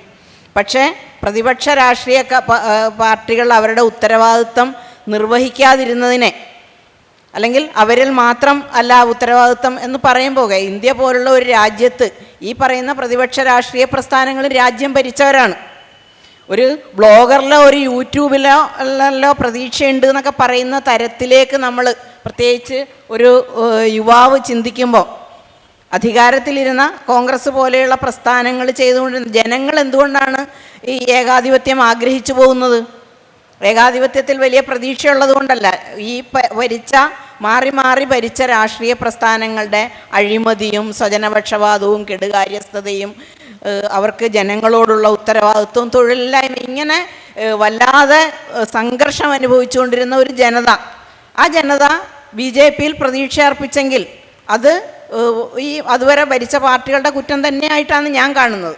ഇപ്പോഴും ആ ഒരു ഏകാധിപത്യത്തെക്കുറിച്ച് അവർ പ്രതീക്ഷിക്കുന്നെങ്കിൽ ഇന്ത്യക്ക് പുറത്തു പോയി അവിടുത്തെ മതരാജ്യങ്ങളിൽ കാണുന്ന അച്ചടക്കവുമൊക്കെ അവരെ തെറ്റിദ്ധരിപ്പിച്ച് അല്ലെങ്കിൽ അവർക്ക് ഒരു അതിമോഹം കൊടുത്തിട്ടുണ്ടെങ്കിൽ അതിൻ്റെ കാരണമായിട്ട് നമ്മുടെ ജനാധിപത്യ പ്രക്രിയയിൽ നമ്മുടെ ഭരണം നടത്തിയിരുന്നവരുടെ കെടുകാര്യസ്ഥത ഒരു പ്രധാന കാരണമായിട്ട് തന്നെയാണ് ഞാൻ കാണുന്നത്.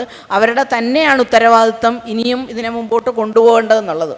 അതുപോലെ തന്നെ നമ്മുടെ ഭരണകൂടവും കോർപ്പറേറ്റ് മൂലധനവും തമ്മിലുള്ള ബന്ധം നമുക്കറിയാം. രാജ്യത്ത് കോൺഗ്രസ് അധികാരത്തിൽ വരുമ്പോഴും മൂലധനമാണ് അധികാരത്തെ നിശ്ചയിച്ചിരുന്നത് എന്ന് അതൊരു വസ്തുതയായിരുന്നു. സാമ്പത്തിക ശാസ്ത്രവും ആ രീതിയിൽ ഞാൻ വലിയൊരു ആ രീതിയിൽ പഠിച്ച ആളല്ലെങ്കിൽ പോലും എൻ്റെ ഒരു അറിവ് വെച്ചിട്ട് പറയുകയാണെങ്കിൽ കോർപ്പറേറ്റ് മൂലധനവും ഒക്കെയായുള്ള ഭരണകൂടവും തമ്മിലുള്ള താല്പര്യങ്ങൾ വളരെ മുൻപ് BJPക്ക് മുമ്പ് ഭരിച്ചിരുന്നവരും അതൊക്കെ ഉപയോഗപ്പെടുത്തിയിരുന്നു. ഈ BJP അതിനെ വളരെ കൂടുതലായി ഉപയോഗിച്ചിരുന്നു എന്ന് കാണാം. ഏത് പാനിക് ഘട്ടത്തെയും നമുക്കറിയാം. കോവിഡ് കാലത്ത് ലോകം മുഴുവൻ ഉള്ളിൽ അടഞ്ഞിരുന്ന സമയത്താണ് ഇന്ത്യയിലെ 36 ഖനികൾ സ്വകാര്യ മേഖലയ്ക്ക് BJP കൊടുക്കുന്നത്. 36 ഖനികൾ, അതിൽ 12 അദാനിക്കാണ് കൊടുത്തത്. ഈ സ്വകാര്യ മേഖലയ്ക്ക് ഖനികൾ കൊടുക്കുന്നു. അതുപോലെ റഫാൽ അഴിമതി, യുദ്ധ വിമാനങ്ങൾ വാങ്ങുന്നതിൽ പോലും ഈ പറയുന്ന സ്വകാര്യ മേഖലയ്ക്ക് കൊടുക്കാൻ വേണ്ടി BJP നടത്തിക്കൊണ്ടിരുന്ന അഴിമതി, ഇപ്പോഴും മണിപ്പൂർ കലാപവും മണിപ്പൂർ ലഹളയുടെയും സമയത്ത് പ്രതിപക്ഷ എം പിമാരെ പുറത്താക്കിയിട്ട് വനനിയമവും വനാവകാശ നിയമവും ഭേദഗതി ചെയ്യുകയാണ് ചെയ്തത്. ഈ രീതിയിൽ കോർപ്പറേറ്റ് മൂലധന താല്പര്യങ്ങൾക്ക് വേണ്ടി രാജ്യത്തെ കർഷകർ സമരം ചെയ്തത് ഈ ഒരു ഘട്ടത്തിലാണ്. ഇതേ കാരണത്താലാണ് കാർഷിക മേഖലയെയും പൊതുമേഖലയെ മുഴുവൻ ഈ രീതിയിൽ സ്വകാര്യ മേഖലയ്ക്ക് കൊടുത്തുകൊണ്ട് ഈ മൂലധന താല്പര്യം മാത്രമല്ല സംരക്ഷിക്കപ്പെട്ടത്, ഇതിൻ്റെയൊക്കെ തലപ്പത്തേക്ക് വരുന്നത് ഈ അദാനിമാരെ പോലുള്ളവർ തലപ്പത്തേക്ക് വരികയും നീതിന്യായ സംവിധാനത്തിൻ്റെ തലപ്പത്തും നമുക്കറിയാം റിട്ടയർഡ് ചെയ്ത ചീഫ് ജസ്റ്റിസുമാർക്ക് പിന്നീട് BJP കൊടുക്കുന്ന അധികാര സ്ഥാനങ്ങൾ ഈ നമ്മുടെ വോട്ടിംഗ് മെഷീൻ അതിൻ്റെ തലപ്പത്തേക്ക് ഇത്തരം സ്ഥാനങ്ങളിൽ പ്രധാനപ്പെട്ട തലപ്പത്തേക്ക് സ്ഥാനങ്ങളിലേക്കൊക്കെ അവർക്ക് വേണ്ടപ്പെട്ടവരെ നിയമിച്ചുകൊണ്ട് ഇത്തരം ഈ രീതിയിൽ അഴിമതി പുറത്ത് കാണിക്കാതെ ജനങ്ങളുടെ മുമ്പിൽ അഴിമതിയില്ലാത്ത ഒരു സർക്കാർ എന്നോ തരത്തിലോ അല്ലെങ്കിൽ ഒരു ഏകാധിപതിയായിട്ട് മോദി അവരോധിക്കപ്പെടുകയോ ഒക്കെ ചെയ്യുമ്പോൾ ജനങ്ങൾ ഒരുപക്ഷെ തെറ്റിദ്ധരിച്ചോ അല്ലെങ്കിൽ ജനങ്ങൾ ഇന്നലെ വരെ ഭരിച്ചവരിൽ ഉള്ള ഒരു വിശ്വാസമില്ലായ്മയിൽ നിന്നോ അങ്ങനെ വരുന്നതാണ്. അത് പ്രതിപക്ഷത്തിൻ്റെയും കൂടി ഉത്തരവാദിത്വമാണ്, അതിനെ ലഘൂകരിക്കാൻ കഴിയില്ല. അതേപോലെ തന്നെ ഒരു സ്ത്രീ എന്നുള്ള നിലയിൽ ഒരു ഏകാധിപത്യ ഭരണത്തെക്കുറിച്ച് പറയുമ്പോൾ എന്നെപ്പോലെയുള്ളവർ കാണാൻ കഴിയുക ഒരു ആണാധിപത്യ ഭരണമായിരുന്നു. ഈ കണ്ട കാലം അത്രയും ഇന്ത്യയിൽ നടന്നുകൊണ്ടിരുന്നത് ആണാധിപത്യ ഭരണം തന്നെയായിരുന്നു എന്നുള്ള ഈ ആണാധിപത്യ ഭരണത്തിലാണ് ഏകാധിപത്യവും മതാധിപത്യവും ഒക്കെ കടന്നു വരുന്നത്. ഒരു 15% പോലും സ്ത്രീകളില്ലാത്ത പാർലമെൻറ്റാണ് ഇത്രയും കാലം ഈ 7 പതിറ്റാണ്ട് കാലത്തോളം സ്ത്രീ പ്രാതിനിധ്യം 15%-ൽ താഴെയായിരുന്നു. തിരഞ്ഞെടുക്കപ്പെട്ട തെരഞ്ഞെടുക്കപ്പെട്ട ഏകാധിപത്യം എന്ന് പറയുന്ന പോലെ തിരഞ്ഞെടുക്കപ്പെട്ട ആണാധിപത്യവുമായിരുന്നു രാജ്യത്തെ ഭരിച്ചുകൊണ്ടിരുന്നത്. അതിനെപ്പോലും മുതലെടുക്കാൻ BJP നടത്തിക്കൊണ്ടിരിക്കുന്ന ശ്രമങ്ങൾ നമുക്കറിയാം. 27 വർഷം മുമ്പാണ് വനിതാ സംവരണ ബില്ല് കൊണ്ടുവന്നത്. 26 വർഷത്തിനിടയിൽ ഒരിക്കൽ പോലും ഇന്ത്യയിലെ ഒരു രാഷ്ട്രീയ പ്രസ്ഥാനവും വനിതാ സംവരണ ബില്ല് നിയമമാക്കുന്നതിന് വേണ്ടി ശക്തമായ ഒരു സമരവും നടത്തിയിട്ടില്ല. അത് അവതരിപ്പിച്ചപ്പോഴൊക്കെ അതിനെ എതിർക്കാനും പറിച്ച് കീറിക്കളയാനും ഒരു പക്ഷം ഉണ്ടായപ്പോൾ ഈ പറയുന്ന ജനാധിപത്യ പ്രസ്ഥാനങ്ങളൊന്നും അതിനുവേണ്ടി വാദിച്ചിട്ടില്ല. ഇപ്പം അതാ ഈ 27 കൊല്ലത്തിന് ശേഷം BJP പെട്ടെന്നൊരു പാർലമെൻറ്റ് യോഗം വിളിച്ചു കൂട്ടിയിട്ട് വനിതാ സംവരണ ബില്ല് പാസ്സാക്കിയെടുത്തു. സംവരണ ബില്ല് പാസ്സാക്കി നിയമവും കൊണ്ടുവന്നു. ആ നിയമം കൊണ്ടുവന്നപ്പോൾ 2 ഉപാധികൾ വെച്ചു. ഒന്ന്, ജനസംഖ്യാ കണക്കെടുപ്പ് നടക്കണം. ഈ പറയുന്ന ഏകാധിപത്യത്തിലേക്ക് പോകുന്നതിനെക്കുറിച്ച് പറയുമ്പോൾ 10 കൊല്ലത്തിനിടയിൽ നടക്കേണ്ട ജനസംഖ്യാ കണക്കെടുപ്പ് എന്ന് നടത്തും എന്ന് പോലും നിശ്ചയമില്ല. കോവിഡ് പറഞ്ഞുകൊണ്ട് 2021 നടക്കേണ്ട സെൻസസ് നടത്താതിരിക്കുകയും ഇനി അത് നടത്തുമോ എന്ന് പോലും അറിയില്ല. എനിക്ക് തോന്നുന്നു ഇനി അത് നടത്താതിരിക്കാനാണ് ഈ ജനന സർട്ടിഫിക്കറ്റിൽ ഇനി മാതാപിതാക്കളുടെ ജാതി ചേർക്കണം എന്നൊക്കെ പറഞ്ഞു കൊണ്ടുവരുന്നത്. മറ്റേതെങ്കിലും തരത്തിൽ ഈ കണക്കെടുപ്പും കൂടി നടത്താനാണോ എന്ന് ഞാൻ സംശയിക്കുകയാണ്. BJP ഏത് കാര്യം കൊണ്ടുവരുമ്പോഴും അതിനെ സംശയത്തോടെ കൂടെ മാത്രം കാണാൻ കഴിയുന്നത്. അതിൽ ഈ പറഞ്ഞ വനിതാ സംവരണ ബില്ല്, ഒന്ന് സെൻസസ്, രണ്ടാമത് പറഞ്ഞത് മണ്ഡല പുനർനിർണയം. ഒരിക്കലും ഒരു വനിതാ സംവരണം 33% സീറ്റിൽ സ്ത്രീകളെ മത്സരിപ്പിക്കണമെങ്കിൽ ഈ മണ്ഡല പുനർനിർണയത്തിൻ്റെ ഒരാവശ്യവുമില്ല. കാരണം 50%-ലധികം വോട്ടർമാർ സ്ത്രീകളാണ്. ഈ 50%-ലധികം വരുന്ന വോട്ടർമാരാണ് ആണാധിപത്യത്തെ തെരഞ്ഞെടുത്ത് കൊടുത്തത്. ഈ പറയുന്ന മണ്ഡല പുനർനിർണയം എന്ന ആവശ്യം BJP ഇപ്പോൾ കൊണ്ടുവരുമ്പോൾ നമുക്കറിയാം 70 മുതൽ നെഹ്റുവിൻ്റെ കാലം മുതൽ മണ്ഡല പുനർനിർണയം ഇന്ത്യയിൽ തർക്ക വിഷയമാണ്. മണ്ഡല പുനർനിർണയം നടന്നാൽ അത് ഗുണം ചെയ്യുക BJPക്കാണ്. അവിടെയും ഈ നിയമം നടപ്പിലാകാതെ ഇപ്പോൾ ഇത് നടപ്പിലാകുകയും ഈ ഉപാധി വെച്ചുകൊണ്ട് നാളെ മണ്ഡല പുനർനിർണയത്തിന് നാളെ എന്നല്ല ഇവർ കാണുന്ന 10 കൊല്ലത്തിന് ശേഷം മണ്ഡല പുനർനിർണയം നടത്തുന്നതിനുള്ള ശ്രമം വേണമെങ്കിൽ അവർക്ക് നടപ്പിലാക്കാം. അതിനെ എതിർത്താൽ സ്ത്രീകൾ അധികാരത്തിലേക്ക് വരുന്നതിനെ രാഷ്ട്രീയ പാർട്ടികൾ എതിർക്കുന്നു എന്ന് പറയാം. ഇതാരുടെ കുറ്റമാണ്? രാഷ്ട്രീയ പാർട്ടികൾ ഇത് നടത്തിയിരുന്നെങ്കിൽ, ഇച്ഛാശക്തിയോടുകൂടി വനിതാ സംവരണ ബില്ല് നിയമമാക്കിയിരുന്നെങ്കിൽ BJPക്ക് ഈ രീതിയിൽ ചെയ്യേണ്ടി വരില്ലായിരുന്നു. അപ്പോൾ ഏതിനേയും സ്ത്രീപക്ഷത്താണ് എന്ന് തോന്നിപ്പിക്കുന്ന തരത്തിൽ, സ്ത്രീകളുടെ കാര്യത്തിൽ മാത്രമല്ല, ഒരു ആദിവാസി സ്ത്രീയെ രാഷ്ട്രപതിയാക്കുന്ന അതിനു മുമ്പ് ഒരു രാഷ്ട്രീയ പ്രസ്ഥാനത്തിനും അതുവരെ ഭരിച്ച ആർക്കും അത് ചെയ്യാൻ തോന്നിയില്ല. ഒരു ദളിത് കൊണ്ടുവരാൻ തോന്നിയില്ല. ഇത് ചെയ്യാതിരിക്കുകയും ഈ കാര്യങ്ങളൊക്കെ BJP കൊണ്ടുവരികയും ചെയ്യുമ്പോൾ, അതുപോലെ ഏകീകൃത സിവിൽ കോഡിനെ ഒരു BJPക്ക് മുമ്പുള്ള ഘട്ടത്തിൽ ഏകീകൃത സിവിൽ കോഡിനെ നമുക്കൊക്കെ അനുകൂലിച്ചുകൊണ്ട് അതിനുവേണ്ടി നമ്മളൊക്കെ ശബ്ദം ഉയർത്തിയിരുന്നു. പക്ഷേ ഇന്ന് BJP അത് കൊണ്ടുവരാൻ ശ്രമിക്കുമ്പോൾ അതിൻ്റെ പിന്നിലുള്ള മുസ്ലിം വിരുദ്ധതയോ അല്ലെങ്കിൽ മുസ്ലിങ്ങൾക്ക് നേരെ അത് ഏത് തരത്തിൽ പ്രയോഗിക്കും എന്നുള്ള ഭയമുള്ളതുകൊണ്ട് നമുക്കതിനെ പിന്തുണയ്ക്കാൻ കഴിയുന്നില്ല. അതേസമയം അത് ചെയ്യാതിരുന്ന ഇതുവരെ ഭരിച്ച ഇപ്പോഴത്തെ പ്രതിപക്ഷ കക്ഷികളൊക്കെ തന്നെയാണ് ഉത്തരവാദികൾ. BJPയുടെ ഓരോ ഈ രീതിയിൽ നിയമങ്ങളിലൂടെ ന്യൂറംബർഗ് നിയമം, ഹിറ്റ്ലറുടെ ന്യൂറംബർഗ് നിയമം എന്ന് പറയുന്നത് പോലെ കുപ്രസിദ്ധമായ നിയമങ്ങൾ കൊണ്ടുവന്ന് ആ നിയമം നടപ്പിലാക്കുകയാണ് ഞങ്ങൾ എന്ന് ഹിറ്റ്ലർക്ക് പറയാൻ കഴിഞ്ഞതുപോലെ തന്നെ BJP കൊണ്ടുവരുന്ന ഓരോ നിയമങ്ങളും കോർപ്പറേറ്റ് മൂലധന താല്പര്യങ്ങൾക്ക് വേണ്ടി രാജ്യത്തിൻ്റെ പൊതുമേഖലാ സ്ഥാപനങ്ങൾ മുഴുവൻ വിറ്റഴിച്ചുകൊണ്ട് ഭൂമി, വനങ്ങളും ഖനികളും ഒക്കെ സ്വകാര്യ മേഖലയ്ക്ക് കൊടുത്തുകൊണ്ട് അതിനുവേണ്ടിയുള്ള നിയമങ്ങൾ കൊണ്ടുവന്ന് ഈ പറയുന്നത് പോലെ അവർക്ക് മണ്ഡല പുനർനിർണ്ണയം നടത്തണമെങ്കിൽ അതിന് വനിതാ സംവരണ ബില്ലിനെ കൊണ്ടുവന്നു. മുസ്ലിങ്ങൾക്കെതിരെ പ്രയോഗിക്കണമെങ്കിൽ ഏകീകൃത സിവിൽ കോഡ് കൊണ്ടുവരാൻ ഇതിനൊക്കെ അവസരം കൊടുത്തത് ഇന്നലെ വരെ ഭരിച്ച രാഷ്ട്രീയ പാർട്ടികൾ തന്നെയാണ്. അവരെ ഈ സമയത്ത് കുറ്റപ്പെടുത്താൻ പാടില്ല എന്ന് പറയുന്നത് ഈ സമയത്ത് ഒന്നിച്ച് നിൽക്കേണ്ടതുണ്ട്. പക്ഷേ അവരുടെ ഭാഗത്തുണ്ടായ പോരായ്മകൾ, പരിമിതികൾ പറയുക തന്നെ വേണം നാളെ അത് ആവർത്തിക്കാതിരിക്കുന്നതിന് വേണ്ടി. തീർച്ചയായിട്ടും പ്രതീക്ഷയോടുകൂടി തന്നെയാണ് മുമ്പോട്ട് പോകേണ്ടതെന്നുള്ളത്. അതായത് ഒരു 30-40% താഴെ മാത്രമാണ് BJPക്ക് വോട്ടുകൾ നേടാൻ കഴിഞ്ഞിട്ടുള്ളത് എന്നുള്ളതൊരു വസ്തുതയാണ്. അപ്പോൾ ആ ഒരു ബാക്കി 60% ജനങ്ങൾ പുറത്തുണ്ട്.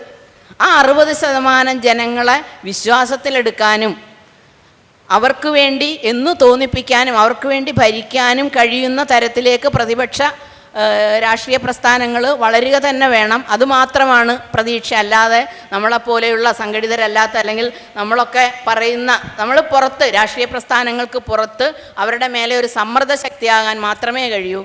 രാഷ്ട്രീയ പ്രസ്ഥാനങ്ങൾക്ക്, പ്രതിപക്ഷ രാഷ്ട്രീയ പാർട്ടികൾക്ക് തന്നെയാണത് കഴിയുക.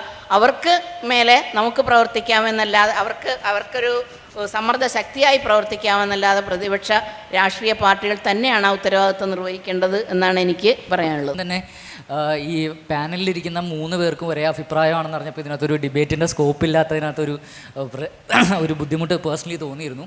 പക്ഷേ ഇപ്പോൾ മാം ഒരു വിമർശനം ഉന്നയിച്ച സ്ഥിതിക്ക് എനിക്ക് തോന്നുന്നു ഇതിനകത്തൊരു ഡിബേറ്റിൻ്റെ സ്കോപ്പ് തീർച്ചയായിട്ടും ഉണ്ട്. അതിലൊരു പ്രധാനപ്പെട്ട കാര്യം, ഒന്നാമതായി ഇന്ത്യയിലെ പ്രതിപക്ഷത്തിന് ഉത്തരവാദിത്തമില്ല എന്നുള്ളൊരു സ്റ്റേറ്റ്മെൻ്റ് അല്ല ഞാൻ വയ്ക്കുന്നത്. മറിച്ച് ഇന്ത്യയിലെ പ്രതിപക്ഷത്തിന് പല കാര്യങ്ങളായി ചരിത്രപരമായിട്ടുള്ള ചില ഉത്തരവാദിത്തങ്ങൾ അതിനകത്ത് തീർച്ചയായിട്ടും ഉണ്ട്. പക്ഷേ അവർ മാത്രമല്ല അതിൻ്റെ കാരണക്കാർ എന്നുള്ളതാണ് ഒന്നാമത്തെ കാര്യം. രണ്ടാമത്തെ കാര്യം, ഇതല്ല അവരെ വിമർശിക്കേണ്ട സമയം എന്നുള്ളതാണ്. നിങ്ങളൊരു വള്ളം മുങ്ങാൻ പോകുമ്പോഴത്തേക്ക് ഈ വള്ളം ഉണ്ടാക്കിയ ആളെ കുറ്റം പറഞ്ഞുകൊണ്ടിരുന്നിട്ട് കാര്യമില്ല. പകരം അവിടുന്ന് എങ്ങനെയാണ് രക്ഷപ്പെടുക എന്നുള്ളതിന് ശേഷമേ ഈ വള്ളം ഉണ്ടാക്കിയ ആളെ കുറ്റം പറഞ്ഞിട്ട് കാര്യമുള്ളൂ എന്ന് തന്നെയാണ് ഞാൻ മനസ്സിലാക്കുന്നത്. ഇപ്പോൾ എനിക്ക് പറയാനുള്ളത്, ഇപ്പോൾ ഈ രാജ്യത്തെ ആണാധികാരത്തെ പറ്റിയും ഒക്കെ പറയുമ്പോൾ, അല്ലെങ്കിൽ BJP മുതലെടുത്ത അവസരങ്ങളെ പറ്റി പറയുമ്പോൾ, ഇന്ത്യയിൽ ഇതേ പ്രതിപക്ഷ പാർട്ടികൾ തന്നെയാണ് തദ്ദേശ ലെവലിൽ സ്ത്രീകൾക്ക് സംവരണം ഏർപ്പെടുത്തി അധികാരത്തിലേക്ക് കൊണ്ടുവന്നിട്ടുള്ളത്. ഇന്ത്യൻ ഭരണഘടന ഉണ്ടാകുന്ന സമയത്ത്, ഇന്ത്യക്ക് ഒരു ലോകരാഷ്ട്രമായി ഇന്ത്യ മാറുന്ന സമയത്ത്, ഒരു ഇൻഡിപെൻഡൻറ്റ് രാഷ്ട്രമായി ഇന്ത്യ മാറുന്ന സമയത്ത് ഇന്ന് പ്രതിപക്ഷത്തിരിക്കുന്ന പാർട്ടികളാണ് ലോകത്തെങ്ങും ഇല്ലാത്ത വിധത്തിൽ, അതായത് മിക്ക രാജ്യങ്ങളും സ്വാതന്ത്ര്യം ലഭിക്കും അവിടുത്തെ സ്ത്രീകൾക്ക് വോട്ടവകാശം ഉണ്ടായിരുന്നില്ല. എന്നാൽ തുല്യരായി കണ്ടുകൊണ്ട് മനുഷ്യർക്കെല്ലാം ഒരുപോലെ 18 വയസ്സിന് മുകളിലുള്ള എല്ലാവർക്കും വോട്ടവകാശം കൊടുത്ത ചുരുക്കം ചില രാജ്യങ്ങളിൽ ഒന്നാണ് ഇന്ത്യ എന്നുള്ളത് നാം മനസ്സിലാക്കണം. മാത്രമല്ല, സ്ത്രീകളെ അധികാരത്തിലേക്ക് വരുന്ന കാര്യം പറയുമ്പോൾ, ഇപ്പോൾ BJP കൊണ്ടുവരുന്നതിന് മുമ്പ് തന്നെ പ്രതിഭാ പട്ടേൽ പ്രസിഡന്റ് ആയിരുന്ന രാജ്യമാണ് ഇന്ത്യ. അതോടൊപ്പം തന്നെ ഇന്ദിരാഗാന്ധി പ്രധാനമന്ത്രിയായിരുന്ന രാജ്യമാണ് ഇന്ത്യ. ബട്ട് അതൊന്നും സഫീഷ്യൻ്റ് ആയിരുന്നില്ല എന്നുള്ളൊരു ആർഗ്യുമെൻറ്റിനെ ഞാനും തീർച്ചയായും അംഗീകരിക്കുന്നു. പക്ഷേ ഇതെല്ലാം ആദ്യമായി കൊണ്ടുവരുന്നൊരു പാർട്ടി അല്ല BJP എന്നുള്ളൊരു യാഥാർത്ഥ്യത്തെ കൂടി നാം മനസ്സിലാക്കേണ്ടതുണ്ട്. അതോടൊപ്പം തന്നെ ഇന്ത്യൻ ഭരണഘടനയിലെ സംവരണത്തെ പറ്റിയിട്ടാണെങ്കിലും അധികാരത്തെ പറ്റിയിട്ടാണെങ്കിലും എല്ലാം പോട്ടെ, മൻമോഹൻ സിംഗിൻ്റെ 10 വർഷത്തെ ഏത് ഭരണ ഇൻഡെക്സ് എടുത്ത് നോക്കിയാൽ നോക്കിയാലും ഏത് സ്റ്റാറ്റിസ്റ്റിക്സ് എടുത്ത് നോക്കിയാലും BJP ഭരിച്ചതിനേക്കാൾ മെച്ചപ്പെട്ട രീതിയിലാണ് ഇന്ത്യ ഭരിച്ചത് എന്നുള്ളത് കൃത്യമായി കണക്കുകളുടെ അടിസ്ഥാനത്തിൽ നമുക്ക് വെരിഫൈ ചെയ്ത് പറയാൻ പറ്റും. റൈറ്റ് ടു ഇൻഫർമേഷൻ ആക്ട് ആണെങ്കിലും അല്ലെങ്കിൽ ഫുഡ് സെക്യൂരിറ്റി ആക്ട് ആണെങ്കിലും എഡ്യൂക്കേഷൻ ആക്ട് ആണെങ്കിലും ട്രാൻസ്പെറൻസി കൊണ്ടുവരുന്ന മറ്റ് സംവിധാനങ്ങളാണെങ്കിലും ഒക്കെ ഇതാണ് ചെയ്യുന്നത്. ഇപ്പോൾ 2 സെക്കൻഡ് ഞാനിപ്പോൾ തീർക്കാം. മാത്രമല്ല ഇപ്പോൾ ഇന്ത്യയിലെ ഭരണ പ്രതിപക്ഷ പാർട്ടികൾ ചെയ്തിട്ടുള്ള ചില കാര്യങ്ങൾ എടുത്തു നോക്കുക. ഇലക്ട്രൽ ബോണ്ട് സ്കീം നമ്മളിപ്പോൾ പറഞ്ഞല്ലോ, മാഡം പറഞ്ഞല്ലോ ഇവിടുത്തെ പ്രതിപക്ഷ പാർട്ടികൾ സംസാരിക്കുന്നില്ല എന്ന്. ഇലക്ട്രൽ ബോണ്ട് സ്കീം തട്ടിപ്പാണ് എന്ന് നമുക്ക് മനസ്സിലായപ്പോഴാണ് CPM എന്ന് പറയുന്ന പാർട്ടി അവിടെ പോയി കോടതിയിൽ ചെന്നിട്ട് കോടതി വിധി അതിനെതിരെ നേടിക്കൊണ്ട് വന്നപ്പോഴാണ്. ഇപ്പോൾ റാഫേലിനെ പറ്റി മാം പറഞ്ഞു, ഇത് ഏതെങ്കിലും ഇന്ത്യയിലെ മാധ്യമം റിപ്പോർട്ട് ചെയ്തിട്ടല്ല നാം പറയുന്നത്. രാഹുൽ ഗാന്ധി എന്നുള്ള മനുഷ്യൻ 2019 തെരഞ്ഞെടുപ്പിൽ തോക്കുമെന്ന് അറിഞ്ഞിട്ടും സംസാരിച്ചുകൊണ്ട് ഈ തെരുവോടങ്ങൾ അതിനെപ്പറ്റി ക്യാമ്പയിൻ ചെയ്തപ്പോഴാണ് നാം അറിയുന്നത്. അതുപോലെ ഇപ്പോൾ നാം ജാതി സെൻസസിനെ പറ്റി പറഞ്ഞു. ഈ ആശയം ഇപ്പോൾ ഇന്ത്യയിൽ കൊണ്ടുവരുന്നത് JDUവും അന്ന് അല്ലെങ്കിൽ RJDയും കോൺഗ്രസും പോലത്തെ പ്രസ്ഥാനങ്ങളാണ്. ഇപ്പോൾ ആം ആദ്മി പാർട്ടി എന്ത് ചെയ്യുന്നു ചോദിക്കുന്നത്, അവരുടെ നേതാക്കന്മാർ അറസ്റ്റിലായതിനു ശേഷവും അവരവിടെ ഫൈറ്റ് ചെയ്തുകൊണ്ടിരിക്കുന്നത്. തൃണമൂൽ കോൺഗ്രസിന് വേണ്ടി മമത ബംഗാളിൽ ഫൈറ്റ് ചെയ്യാണ്. ദ്രാവിഡ നാട്ടിൽ സ്റ്റാലിൻ അതിനെതിരെ ശക്തമായ പോരാട്ടം നയിക്കുകയാണ്. ഇതെല്ലാം ഞാൻ ഈ പ്രതിപക്ഷം വിമർശനം അർഹിക്കുന്നുണ്ട് എന്നുള്ള വാദത്തെ എല്ലാം ഞാൻ തീർച്ചയായും അംഗീകരിക്കാം. പക്ഷേ പകരം എനിക്കൊരു 5 കാര്യങ്ങൾ പറഞ്ഞു തരണം. ഇതിനപ്പുറം ഇന്ത്യയിലെ പ്രതിപക്ഷം BJPക്കെതിരെ എന്തായിരുന്നു ചെയ്യേണ്ടിയിരുന്നത് എന്നുള്ള 5 കാര്യം. ഇതിനേക്കാൾ എന്ത് സ്ട്രാറ്റജിയാണ് BJPക്കെതിരെ ഇന്ത്യയിലെ പ്രതിപക്ഷം വിജയിക്കാനായി ചെയ്യേണ്ടിയിരുന്ന 5 കാര്യങ്ങൾ? അത്രയും മാത്രം പറഞ്ഞു. പോയിന്റ് പറയുന്നതിന് മുമ്പ് ഒരു തെറ്റ് തിരുത്തിയേ പറ്റൂ. അതായത് ഇന്ത്യയിൽ സ്ത്രീകൾക്ക് വോട്ടവകാശം സ്വാഭാവികമായി കിട്ടി എന്ന തരത്തിലും അതുപോലെ തന്നെ പഞ്ചായത്തി രാജ് ആക്ട് പ്രകാരം 50% സ്ത്രീകൾക്ക് സംവരണം കൊടുത്ത കാര്യത്തിലെ അവകാശവാദവും. അത് പറയുമ്പോൾ ഇന്ത്യയിൽ സ്ത്രീകൾക്ക് വോട്ടവകാശം 1946 ഇന്ത്യൻ ഭരണഘടനാ നിർമ്മാണ സഭ അംഗീകരിക്കുന്നത് വരെ ഇന്ത്യയിൽ പ്രാദേശിക ഈ പൊതു തെരഞ്ഞെടുപ്പായിരുന്നില്ല, പ്രവിശ്യാ തെരഞ്ഞെടുപ്പുകളിൽ സ്ത്രീകൾക്ക് വോട്ടവകാശം ഉണ്ടായിട്ടില്ല.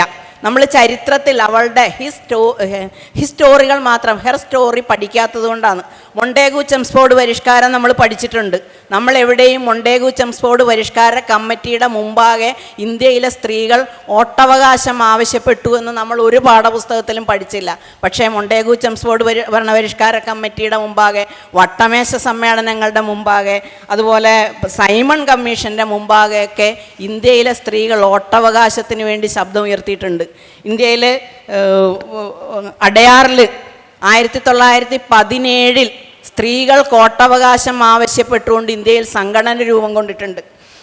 വിമൻസ് ഇന്ത്യൻ അസോസിയേഷൻ 1917 മദ്രാസിലെ അടയാറിൽ രൂപം കൊണ്ടത് ആദ്യമായിട്ട് ഇന്ത്യയിൽ വോട്ടവകാശം ചോദിച്ചുകൊണ്ടാണ്. നിരവധി സമരങ്ങൾ വോട്ടവകാശത്തിന് വേണ്ടി ഇന്ത്യയിലെ സ്ത്രീകൾ നടത്തിയിട്ടുണ്ട്. പക്ഷേ നമ്മൾ ചരിത്രത്തിൽ പഠിക്കണം. 2ാം വട്ടമേശ സമ്മേളനത്തിൽ സരോജിനി നായിഡു, അവരെ ഒറ്റ സ്ത്രീയേ ഉള്ളൂ. അവിടെയാണ് ഞാൻ പറഞ്ഞത് പിന്നെ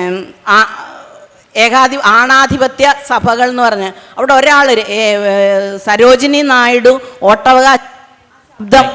ആ ശബ്ദം വിലപ്പോയില്ല. കാരണം അവരൊറ്റ സ്ത്രീയേ ഉള്ളൂ. അതുപോലെ സ്ത്രീകൾക്ക് വോട്ടവകാശം കൊടുത്താൽ കൽക്കത്തയിൽ നിന്നുള്ള ബംഗീയ നാരി സമാജം എന്ന് പറയുന്ന സംഘടന വോട്ടവകാശത്തിന് വേണ്ടി സമരം ചെയ്തപ്പോൾ അവരെ അടിച്ചൊതുക്കാൻ പറഞ്ഞത്, സ്ത്രീകൾക്ക് വോട്ടവകാശം കൊടുത്താൽ വേശ്യകൾ വോട്ട് ചെയ്യും, വേശ്യകളുടെ വോട്ട് മേടിച്ച് ജയിക്കേണ്ട ഒരു ഗതികേട് ഇന്ത്യയിലെ പുരുഷന്മാർക്കില്ല. വളരെ ശക്തമായ സമരങ്ങൾ നടത്തിയതിന് ശേഷമാണ് ഇന്ത്യയിൽ സ്ത്രീകൾക്ക് വോട്ടവകാശം കിട്ടിയത്. അതുകൊണ്ട് ഇത് നമ്മൾ പലപ്പോഴും പല സ്ഥലത്തും ഈ അടുത്ത കാലത്ത് കേട്ടതാണ്. ചരിത്രത്തിൽ അവളുടെ ഈ സമരരൂപങ്ങളില്ലാത്തത് കൊണ്ട് ചരിത്രത്തിൽ അത് സംഭവിച്ചിട്ടില്ല എന്നല്ല, ഇന്ത്യയിൽ ലോകത്താകമാനം നടന്ന വോട്ടവകാശ സമരങ്ങളുടെ അത്രയും തീവ്രമായിട്ടല്ലെങ്കിൽ പോലും ഇന്ത്യയിൽ വോട്ടവകാശത്തിന് വേണ്ടി സമരം നടന്നിട്ടുണ്ട്. ഗാന്ധിജി ഹരിജൻ മാസികയിൽ സ്ത്രീകൾക്ക് വോട്ടവകാശം കൊടുക്കലല്ല ഇപ്പോഴത്തെ പ്രധാന പ്രശ്നം, ബ്രിട്ടീഷുകാർക്കെതിരായി സമരം ചെയ്യലാണ് എന്ന് പറഞ്ഞിട്ടുണ്ട്. ഞാൻ ആ വിഷയത്തിലേക്ക് കടക്കുന്നില്ല. അതുപോലെ 50% പഞ്ചായത്തി രാജ് സംവിധാനങ്ങളിൽ കൊടുത്തതിൻ്റെ ചരിത്രത്തിലേക്ക് ഞാൻ പോകുന്നില്ല. സ്യൂഡോ കൺവെൻഷനിൽ ഇന്ത്യ ഒപ്പുവെച്ചതും ഇതിന് നിർബന്ധിക്കപ്പെട്ടതുമൊക്കെയായ രാഷ്ട്രീയ സാഹചര്യമുണ്ട്. പഞ്ചായത്തി രാജ് ഇത് പ്രകാരം കേരളത്തിൽ മാത്രമല്ല ഇന്ത്യയിലെ അതിനു മുമ്പേ തന്നെ പല സംസ്ഥാനങ്ങളിലും കിട്ടിയ ആ 50% അവിടെ നിയമനിർമ്മാണം നടക്കുന്നില്ല. വളരെ പ്രധാനപ്പെട്ട ഒരു കാര്യം, നിയമനിർമ്മാണ സഭകളല്ല പഞ്ചായത്ത്.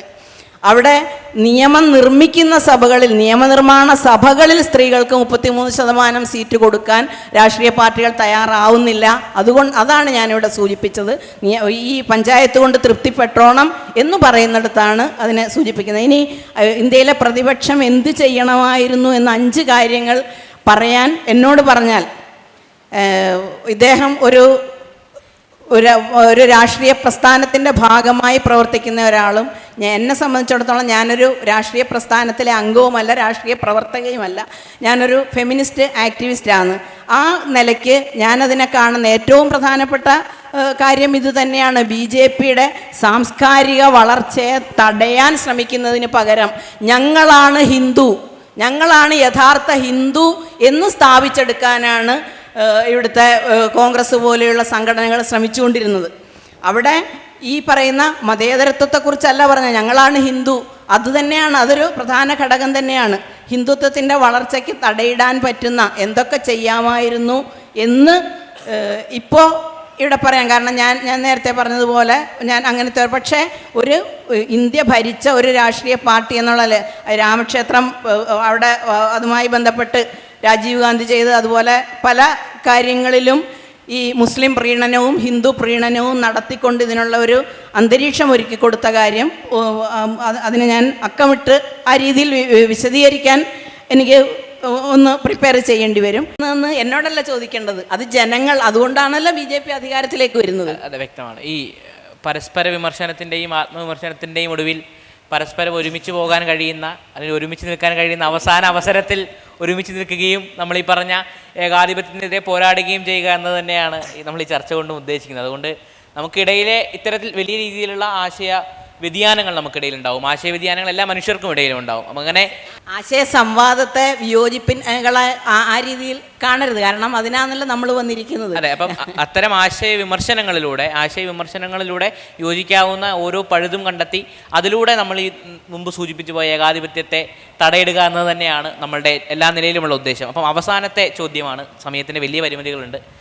നമ്മൾ ഈ തിരഞ്ഞെടുപ്പ് എന്നത് യാഥാർത്ഥ്യമായിരിക്കെ, ഏകാധിപത്യം ഈ രാജ്യത്തെ ഗ്രസിക്കുന്നു എന്നുള്ളത് വലിയൊരു യാഥാർത്ഥ്യമായിരിക്കെ, നമുക്കറിയാം നമ്മുടെ സമൂഹത്തിനകത്ത് ഒരിക്കലും ഏകാധിപത്യത്തിന് വശംവദരാകില്ല എന്ന് നമ്മൾ കരുതിയിരുന്ന ഈ പോസ്റ്റ് മോഡേൺ പുരോഗമനവാദികൾ എന്നൊക്കെ പറയുന്ന മനുഷ്യരെ ആയാലും, പല നിരീശ്വരവാദ സംഘടനകളെ ആയാലും, ഈ പറയുന്ന രീതിയിൽ നമ്മളോടൊപ്പം മുൻപോട്ട് പോയിക്കൊണ്ടിരുന്ന പല സാമൂഹിക വിഭാഗങ്ങളെയും പലപ്പോഴും ഈ സംഘപരിവാർ മേഖലകളിലേക്ക്, സംഘപരിവാർ പാളയങ്ങളിലേക്ക് എത്തിക്കുന്നതിൽ ഈ ഇന്ത്യക്കകത്തുണ്ടായിരുന്ന ഏകാധിപത്യം വലിയ രീതിയിൽ വിജയിച്ചിട്ടുണ്ട് എന്നൊരു യാഥാർത്ഥ്യബോധത്തിൻ്റെ അവസാന നാമ്പിലാണ് നമ്മളെല്ലാവരും നിലനിൽക്കുന്നത്.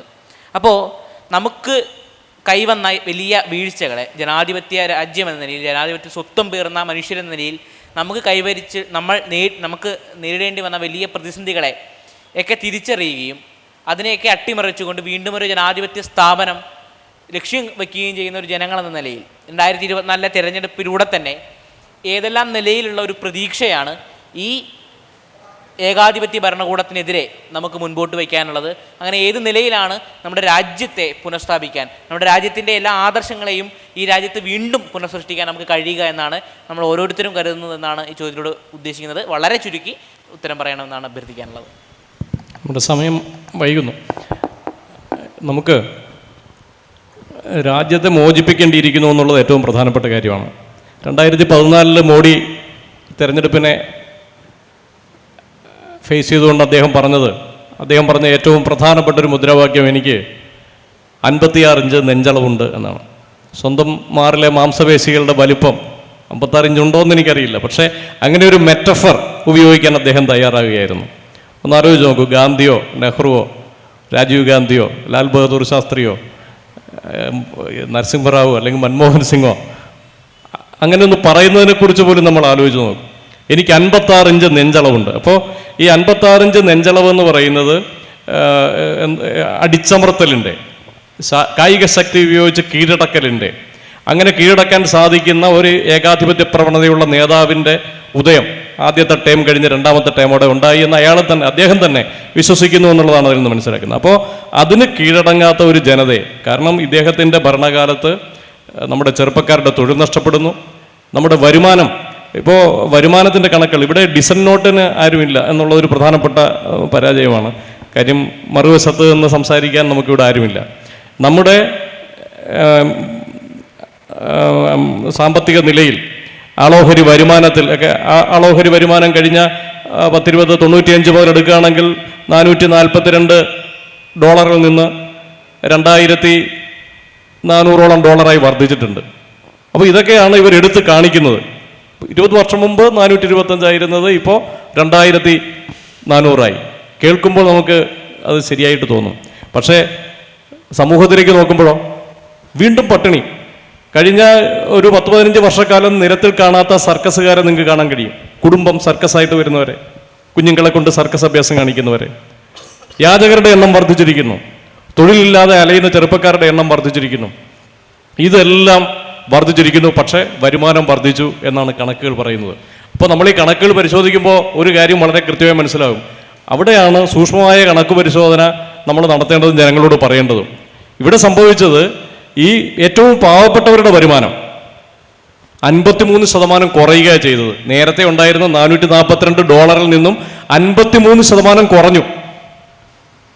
77% വരും ഈ പാവപ്പെട്ടവർ. ബാക്കിയുള്ളവരുടെ വരുമാനം, ധനികരുടെ വരുമാനം 29% കണ്ട് വർദ്ധിച്ചു.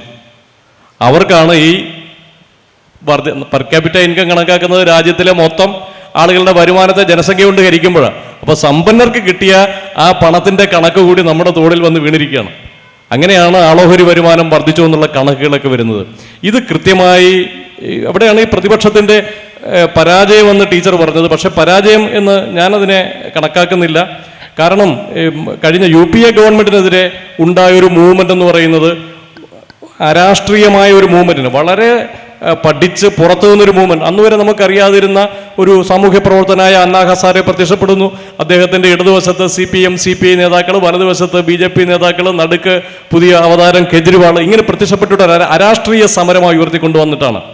അപ്പോൾ ആ ഒരു തലത്തിലേക്ക് പുതിയൊരു സാധ്യത കാണുന്നില്ല. പാർട്ടികൾ തന്നെ സമരം ഏറ്റെടുക്കുമ്പോൾ സ്വാഭാവികമായിട്ടും ആ പാർട്ടികളുടെ സമരത്തിൽ ആദ്യം തുടക്കത്തിൽ പാർട്ടികളുടെ അണികൾ മാത്രമേ ഉണ്ടാവുകയുള്ളൂ. ജനങ്ങൾക്ക് ഒട്ടും സഹിക്കാൻ പറ്റാത്ത സാഹചര്യം വരുമ്പോഴേ ജനങ്ങൾ തെരുവിലേക്ക് ഇറങ്ങുകയുള്ളൂ. അപ്പോൾ അതാണ് മനസ്സിലാക്കുന്നത്. പക്ഷേ ജനങ്ങൾ ഈ ഗവൺമെൻറ്റിനെ വെറുത്തു കഴിഞ്ഞു എന്ന് തന്നെയാണ് മനസ്സിലാക്കുന്നത്. അപ്പോൾ ജനങ്ങളുടെ ഈ ജനങ്ങൾ വികാരത്തെ വോട്ടാക്കി മാറ്റാൻ കഴിഞ്ഞാൽ മാത്രമേ ഈ ഇലക്ടറൽ ഓട്ടോക്രസിയായി മാറിക്കഴിഞ്ഞ ഇന്ത്യയെ നമുക്ക് പഴയ ജനാധിപത്യത്തിലേക്ക് തിരിച്ചു കൊണ്ടുപോകാൻ കഴിയൂ. അതിനുള്ള ഏറ്റവും പ്രധാനപ്പെട്ട കാര്യം ജനാധിപത്യം എന്തെന്ന് പഠിപ്പിക്കുക എന്നുള്ളതാണ്. നമ്മുടെ ഇപ്പോഴത്തെയും ധാരണ, ഞാൻ ഇത് പറഞ്ഞുകൊണ്ട് അവസാനിപ്പിക്കാം. ഇപ്പോഴത്തെയും ധാരണ ഭൂരിപക്ഷം തീരുമാനിക്കുന്നതാണ് ജനാധിപത്യം എന്നാണ്. അങ്ങനെയാണ് നമ്മുടെ ചെറുപ്പക്കാരുടെ ഉൾപ്പെടെ ധാരണ. 100 പേരുണ്ട്, അതിൽ 51 പേര് ഒരു അഭിപ്രായം പറഞ്ഞു, 49 പേര് മറ്റൊരു അഭിപ്രായം പറഞ്ഞു. 51 പേര് പറയുന്നത് എല്ലാവരും അംഗീകരിക്കുന്നതാണ് ജനാധിപത്യം എന്നൊരു തെറ്റായ ധാരണയുണ്ട്. യഥാർത്ഥത്തിൽ ജനാധിപത്യം അതല്ല, അത് തീരുമാനമെടുക്കാനുള്ള ഒരു വഴി മാത്രമാണ്. ജനാധിപത്യം എന്ന് പറഞ്ഞാൽ ഒരേ ഒരാൾ വിയോജിക്കുമ്പോഴും ബാക്കി 99 പേർ ചേർന്ന് അയാൾക്ക് അഭിപ്രായം പറയാനുള്ള സംരക്ഷണ കവചം ഒരുക്കുന്നതാണ് യഥാർത്ഥ ജനാധിപത്യം. എന്ന ജനാധിപത്യത്തിൻ്റെ വിദ്യാഭ്യാസം നമ്മളെല്ലാവരിലേക്ക് എത്തിക്കാൻ നമ്മളെപ്പോലുള്ള സംഘടനകൾക്ക് കഴിയും. നമ്മുടെ ക്ലാസ്സുകളിലൂടെ, നമ്മുടെ പ്രവർത്തനങ്ങളിലൂടെ കഴിയും. പരമാവധി ആളുകളിലേക്ക് ഇത് എത്തിക്കുക. ജനാധിപത്യത്തിൻ്റെ സ്വാതന്ത്ര്യവും സൗന്ദര്യവും അതിൻ്റെ ആസ്വാദ്യതയും ജനങ്ങളെ ബോധ്യപ്പെടുത്തി കൊടുക്കാനുള്ള ചെറിയ ഉത്തരവാദിത്വം അത് നമ്മളെപ്പോലുള്ളവർക്ക് ചെയ്യാൻ കഴിയും. നമ്മൾ ഈ തിരഞ്ഞെടുക്കപ്പെട്ട ഏകാധിപത്യത്തിൽ നിന്നും മോചിതരാകും എന്ന് തന്നെയാണ് എൻ്റെ പ്രതീക്ഷ. താങ്കൾ നേരത്തെ സൂചിപ്പിച്ചതുപോലെ ഈ ഏകാധിപത്യത്തിൻ്റെ കട അവസാനിപ്പിച്ച് നമുക്ക് ജനാധിപത്യത്തിൻ്റെ ഒരു പുതിയ കട തുടങ്ങാനുള്ള എന്തെങ്കിലും ഒരു സാധ്യതയുണ്ടോ? ആ പ്രതീക്ഷകൾ ഏത് നിലയിലാണ്? തീർച്ചയായിട്ടും അതിനെപ്പറ്റി പറയുന്നതിന് മുമ്പ് ഒരു ഒറ്റ സെൻറ്റൻസിൽ മാഡം നേരത്തെ തിരിച്ചുന്നയിച്ചിട്ടുള്ള വാദഗതികൾ ഒരു കാര്യം മാത്രം വ്യക്തിപരമായിട്ട് വന്നതാണ്. അതായത് ഞാൻ രാഷ്ട്രീയ പ്രസ്ഥാനങ്ങളുമായി പ്രവർത്തിക്കുന്നത് കൊണ്ടും മാഡം അങ്ങനെ അല്ലാതെ സ്വതന്ത്രമായി പ്രവർത്തിക്കുന്നത് കൊണ്ടും എൻ്റെ ഭാഗത്തുനിന്നുണ്ടൊരു ആർഗ്യുമെൻ്റ് പോലെയാണ് മാം അതിനെ വ്യാഖ്യാനിച്ചത്. ആക്ച്വലി ഞാൻ ഈ പറയുന്നത് പോലെ ഫെമിനിസ്റ്റ് പ്രസ്ഥാനങ്ങളുമായിട്ടും അല്ലെങ്കിൽ എത്തിസ്റ്റ് പ്രസ്ഥാനങ്ങളുമായിട്ടും ഒക്കെ സഹകരിച്ച് എൻ്റെ കാര്യങ്ങൾ നോക്കിയും കുറച്ച് പ്രസംഗ മത്സരങ്ങളും ഡിബേറ്റും ഒക്കെ നടത്തി അങ്ങനെ ജീവിച്ചിരുന്ന ഒരാളാണ്. ഈ മോദി ഗവൺമെൻറ് എന്ന് പറയുന്ന 2014 ആ ഗവൺമെൻറ് വന്നതിന് ശേഷം 2017 എടുക്കുന്ന കാലത്താണ് എൻ്റെ ഒരു കോളേജ് കാലഘട്ടം ആരംഭിക്കുന്നത്. അതിനുശേഷം ഈ ഗവൺമെൻറ്റിനെതിരെ അല്ലെങ്കിൽ ഈ ഫാസിസത്തിനെതിരെ എന്തെങ്കിലും എനിക്ക് ചെയ്യാൻ കഴിയുന്ന എന്തെങ്കിലും ഉണ്ടെങ്കിൽ അതിന് ഒരു ഇൻഡിവിജ്വൽ എന്നുള്ള രീതിയിൽ പരിമിതി ഉണ്ടെന്നും അതിന് ഏതെങ്കിലും ഒരു പ്രതിപക്ഷ പ്രസ്ഥാനവുമായോ അല്ലെങ്കിൽ അവർക്ക് മുഖ്യ ശത്രുവായിരിക്കും ഭരിക്കുന്ന ഏതെങ്കിലും പ്രസ്ഥാനങ്ങളുമായോ സഹകരിച്ച് പോയി എനിക്ക് കഴിയാവുന്ന ഏറ്റവും ചെറിയൊരു കാര്യമെങ്കിലും കോൺട്രിബ്യൂട്ട് ചെയ്യേണ്ടതുണ്ട് എന്നുള്ളൊരു ബോധ്യത്തിൻ്റെ അടിസ്ഥാനത്തിലാണ് ഞാൻ രാഷ്ട്രീയ പ്രസ്ഥാനങ്ങളുമായി സഹകരിക്കാൻ തുടങ്ങിയത്. ഇന്ന് വരെ 7 വർഷമായി ഞാൻ പ്രവർത്തിക്കുന്നുണ്ട്. ഒരു പ്രസ്ഥാനത്തിലും ഒരു പദവിയും ഇന്ന് വരെ ഏറ്റെടുത്തിട്ടല്ല ഈ 7 വർഷം പ്രവർത്തിച്ചതും, അല്ലെങ്കിൽ ഏതെങ്കിലും രീതിയിലുള്ള ബെനിഫിറ്റ് നേടിയിട്ടും അല്ല അങ്ങനെ പ്രവർത്തിച്ചത്. പക്ഷേ ഒരു ഇന്ത്യൻ പൗരൻ എന്നുള്ള രീതിയിൽ എൻ്റെ ഒരു കമ്മിറ്റ്മെൻറ്റ് ചെയ്യാൻ ഏറ്റവും കൂടുതൽ ഒരു വേദി തരുന്നത് ഇത്തരത്തിലുള്ള രാഷ്ട്രീയ പ്രസ്ഥാനങ്ങളാണ് എന്നുള്ള ബോധത്തിലാണ്. മറിച്ച് ഇനി ക്വസ്റ്റ്യനിലേക്ക് വന്നാൽ, ഈ പ്രതീക്ഷയുടെ ഒരു കേസിനെ പറ്റി പറയുകയാണെങ്കിൽ, മോദി ഗവൺമെൻറ് ഇന്ത്യയിൽ ഏറ്റവും വലിയ നാശം വിധിച്ചു എന്ന് പറയുമ്പോഴും അത് നമുക്ക് കുറച്ച് പ്രതീക്ഷകൾ നൽകുന്നുണ്ട്. ആ പ്രതീക്ഷയിൽ ഒന്നാമത്തെ കാര്യം, എന്നെ പോലെ കുറച്ച് അരാഷ്ട്രീയവാദികളായി നടന്ന മനുഷ്യരെ രാഷ്ട്രീയവൽക്കരിക്കാൻ അതിന് കഴിഞ്ഞു എന്നുള്ളതാണ്. അതായത് ഞങ്ങളുടെ ഒരു ജെൻസി ജനറേഷൻ എന്നൊക്കെ പറയാവുന്ന ഒരു ജനറേഷനെ സംബന്ധിച്ച് ഈ സ്വാതന്ത്ര്യമൊക്കെ ഞങ്ങൾക്ക് വെറുതെ കിട്ടിയതാണ് എന്നുള്ളൊരു ധാരണ കുറച്ച് പേർക്കെങ്കിലും ഉണ്ടെങ്കിൽ അവരെ കുറ്റം പറയാൻ കഴിയില്ലായിരുന്നു. കാരണം നമുക്കറിയാവുന്ന പോലെ മൻമോഹൻ സിംഗ് ഗവൺമെൻറ് എന്ന് പറയുന്നത് ലീസ്റ്റ് ഗവേൺഡ് സ്റ്റേറ്റാണ് ഏറ്റവും മികച്ച സ്റ്റേറ്റ് എന്നുള്ള ഒരു തത്വത്തിൽ ഊന്നി മനുഷ്യൻ്റെ വ്യക്തിപരമായിട്ടുള്ള കാര്യങ്ങളിലേക്ക് അധികം ഇടപെടാതെ ജീവിച്ചിരുന്ന ഒരു ഗവൺമെൻറ്റാണത്. അപ്പോൾ തീർച്ചയായിട്ടും ഈ തൊഴിലുറപ്പിന് പോകുന്ന മനുഷ്യരെയൊക്കെ കാണുമ്പോഴാണ് ഗവൺമെൻറ് ഇവിടെ എക്സിസ്റ്റ് ചെയ്യുന്നുണ്ട് എന്നുള്ളൊരു തോന്നലെങ്കിൽ പല സാഹചര്യങ്ങളും നമുക്ക് വന്നിട്ടുണ്ടാവുക. പക്ഷേ അതേസമയം മോദി ഗവൺമെൻറ്റിൻ്റെ ഒരു പ്രധാനപ്പെട്ട പ്രശ്നം, അവർ നമ്മളിൽ നിന്ന് വോട്ട് മാത്രമല്ല ഡിമാൻഡ് ചെയ്യുന്നത്, മറിച്ച് നമ്മൾ എന്ത് കഴിക്കണം, നമ്മൾ എന്ത് ഉടുക്കണം, നമ്മൾ ആരെ പ്രാർത്ഥിക്കണം, എന്ത് പ്രാർത്ഥിക്കണം എന്ന് തുടങ്ങിയിട്ടുള്ള കാര്യങ്ങൾ മുതൽ നമ്മൾ എന്ത് ചിന്തിക്കണം എന്ന് വരെ അവർ പ്രശ്നമാക്കുന്നു എന്നുള്ളിടത്താണ് എനിക്ക് എൻ്റെ സ്വാതന്ത്ര്യം എന്ന് വേണമെങ്കിലും നിഷേധിക്കപ്പെടാം എന്നുള്ളൊരു തോന്നലുണ്ടായത്.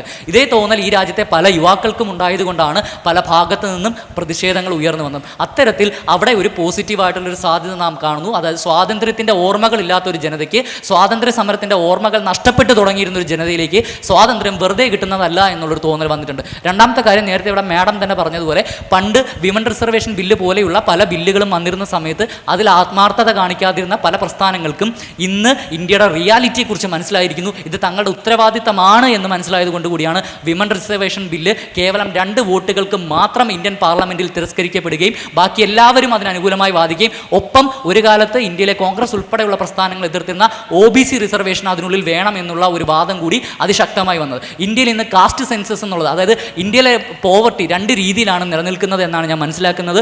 ഒന്ന് ഇൻസ്റ്റിറ്റ്യൂഷണൽ ആയിട്ടുള്ള പോവർട്ടിയും മറ്റൊന്ന് ഡെവലപ്മെൻറ്റ് ഇൻഡെക്സിനെ അടിസ്ഥാനപ്പെടുത്തിയിട്ടുള്ള പോവർട്ടിയും. അതിൽ ഡെവലപ്മെൻറ്റ് ഇൻഡെക്സിനെ അടിസ്ഥാനപ്പെടുത്തിയിട്ടുള്ള പോവർട്ടിയിൽ ഒരു പരിധിവരെ നമുക്ക് ബെറ്റർ ചെയ്യാൻ പറ്റിയിട്ടുണ്ട്. രണ്ടാമതായി നിലനിൽക്കുന്ന ഇൻസ്റ്റിറ്റ്യൂഷണൽ പോവർട്ടിയിലാണ് ഇന്ത്യ എന്നുള്ളൊരു രാജ്യത്തിന് മുന്നോട്ട് പോകാൻ ഏറെ തടസ്സങ്ങൾ നിൽക്കുന്നത്. ഇത് പല ഇൻസ്റ്റിറ്റ്യൂഷൻസ് റെസ്ട്രിക്ട് ചെയ്യുന്നതുകൊണ്ട് പറ്റുന്നതാണ്. ഫോർ എക്സാമ്പിൾ, പാട്രിയാർക്കി അഥവാ ഫാമിലി എന്ന് പറയുന്ന ഒരു ഇൻസ്റ്റിറ്റ്യൂഷൻ, അവിടെ സ്ത്രീകളെ അവർ റെസ്ട്രിക്റ്റ് ചെയ്യുന്നു. അപ്പോൾ സംഭവിക്കുന്നത് എന്താ, അതൊരു വിഭാഗം ജനങ്ങളിലേക്ക് ഡെവലപ്മെൻറ്റ് എത്താതിരിക്കാനുള്ളൊരു കാരണമാകുന്നു. അതോടുകൂടി സ്ത്രീകൾ ഡെവലപ്മെൻറ്റ് ഇൻഡെക്സിൻ്റെ പിന്നിലേക്ക് പോകുന്നു. അതുപോലെ ഒരു ഇൻസ്റ്റിറ്റ്യൂഷനായിരുന്നു ഇന്ത്യയിലെ കാസ്റ്റ് എന്ന് പറയുന്ന ഇൻസ്റ്റിറ്റ്യൂഷൻ. അപ്പോൾ അവിടെ അതിനെ അഡ്രസ്സ് ചെയ്തിരിക്കുമ്പോൾ സംഭവിക്കുന്നത്, ഇന്ത്യയിലെ കാസ്റ്റിൽ പിന്നോക്കം എന്ന് അവർ പറയുന്ന ഒരു വിഭാഗം ജനതയിലേക്ക് ഡെവലപ്മെൻറ്റ് എത്താതിരിക്കുകയും ഇത് രാജ്യത്തിൻ്റെ പുരോഗതിക്ക് തന്നെ വിഖ്യാതമായി നിൽക്കുകയും ചെയ്യുന്ന ഒരു കാലഘട്ടത്തിൽ അതിനെ അഡ്രസ്സ് ചെയ്യേണ്ട ഒരു വിഷയം ഉണ്ടായിരുന്നു. മോദി ഗവൺമെൻറ് അധികാരത്തിൽ വന്നതുകൊണ്ട് തന്നെയാണ് ഇന്ത്യയിലെ പ്രതിപക്ഷ പാർട്ടികൾക്ക് കാസ്റ്റ് സെൻസസ് പോലൊരു വിഷയം അവർക്കെതിരെ ഉന്നയിക്കേണ്ടത് ആവശ്യകരമായി വരികയും അറ്റ്ലീസ്റ്റ് ഹിന്ദുത്വം എതിർക്കാൻ വേണ്ടിയിട്ടെങ്കിലും അവർ കാസ്റ്റ് സെൻസസ് എന്നുള്ളൊരു പുതിയ ആശയം കൊണ്ടുവരുമ്പോൾ തീർച്ചയായിട്ടും അത് ഇന്ത്യയിലെ ജാതി എന്ന് പറയുന്ന വലിയൊരു പ്രശ്നത്തെ അഡ്രസ്സ് ചെയ്യും.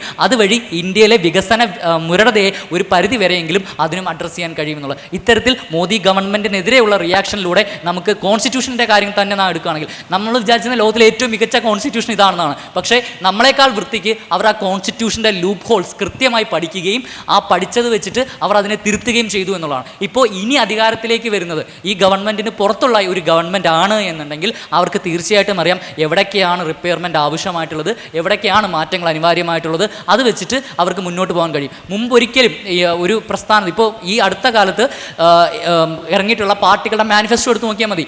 LGBTQ മാരേജ് ലീഗലൈസ് ചെയ്യും എന്നതുൾപ്പെടെയുള്ള വാഗ്ദാനങ്ങൾ ഇന്ത്യയിലെ പ്രതിപക്ഷ പാർട്ടികൾ കൃത്യമായി ഏറ്റെടുത്ത് തുടങ്ങിയിരിക്കുന്നു എന്നുള്ളത് ഈ കെട്ടകാലത്തിൻ്റെയും ഒരു പ്രതീക്ഷയാണ്. അവർ ജനങ്ങളുടെ വിഷയങ്ങളിലേക്ക് കൂടുതൽ ആർന്നിറങ്ങുന്നുണ്ട്. അതിനുള്ളൊരു കാരണമായി ഇത് മാറുന്നു. അതുകൊണ്ട് തന്നെ ഞാനിത് ഇലക്ഷൻ ജയിച്ചാലും തോറ്റാലും ഞാനിതൊരു 4, 3, 7 ദിവസത്തെ ബാറ്റിലായിട്ട് ഞാനിതിനെ കാണുന്നില്ല.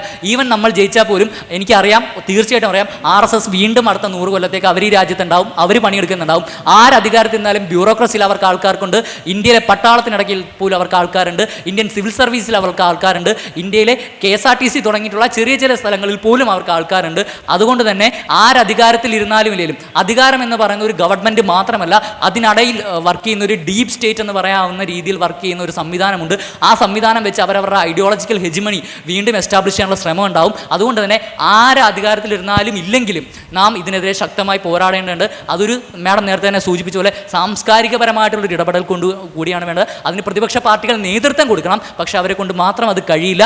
അതിന് ഇന്ത്യയിലെ ജനങ്ങൾക്കുള്ളിൽ കൂടി ആ പൗരബോധം നിറയ്ക്കണം. അതിന് ഉത്തരവാദിത്തപ്പെട്ടവരാണ് അറ്റ്ലീസ്റ്റ് ഈ പ്രിവിലേജ്ഡ് ആയിട്ട് ഈ സ്റ്റേജിലിരിക്കുന്ന നാം ഓരോരുത്തരും എന്ന് മാത്രമേ എനിക്ക് പറയാം. Thank you.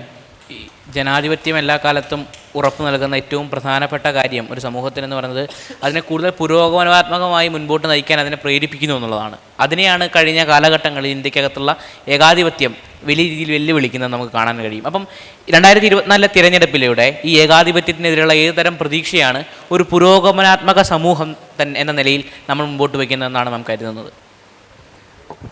എല്ലാം അസ്തമിച്ചു കഴിഞ്ഞു എന്നൊരു കാഴ്ച എനിക്കില്ല. നമുക്കറിയാം, ലോകത്തെ എല്ലാ ഏകാധിപതികളും അടങ്ങിപ്പോവുക ചെയ്തത്. അതിൽ നിന്ന് ജനാധിപത്യം വീണ്ടും ഉണ്ടാവുക തന്നെ, ഇതങ്ങനെ ഒരു പ്രതീക്ഷ തന്നെയാണുള്ളത്.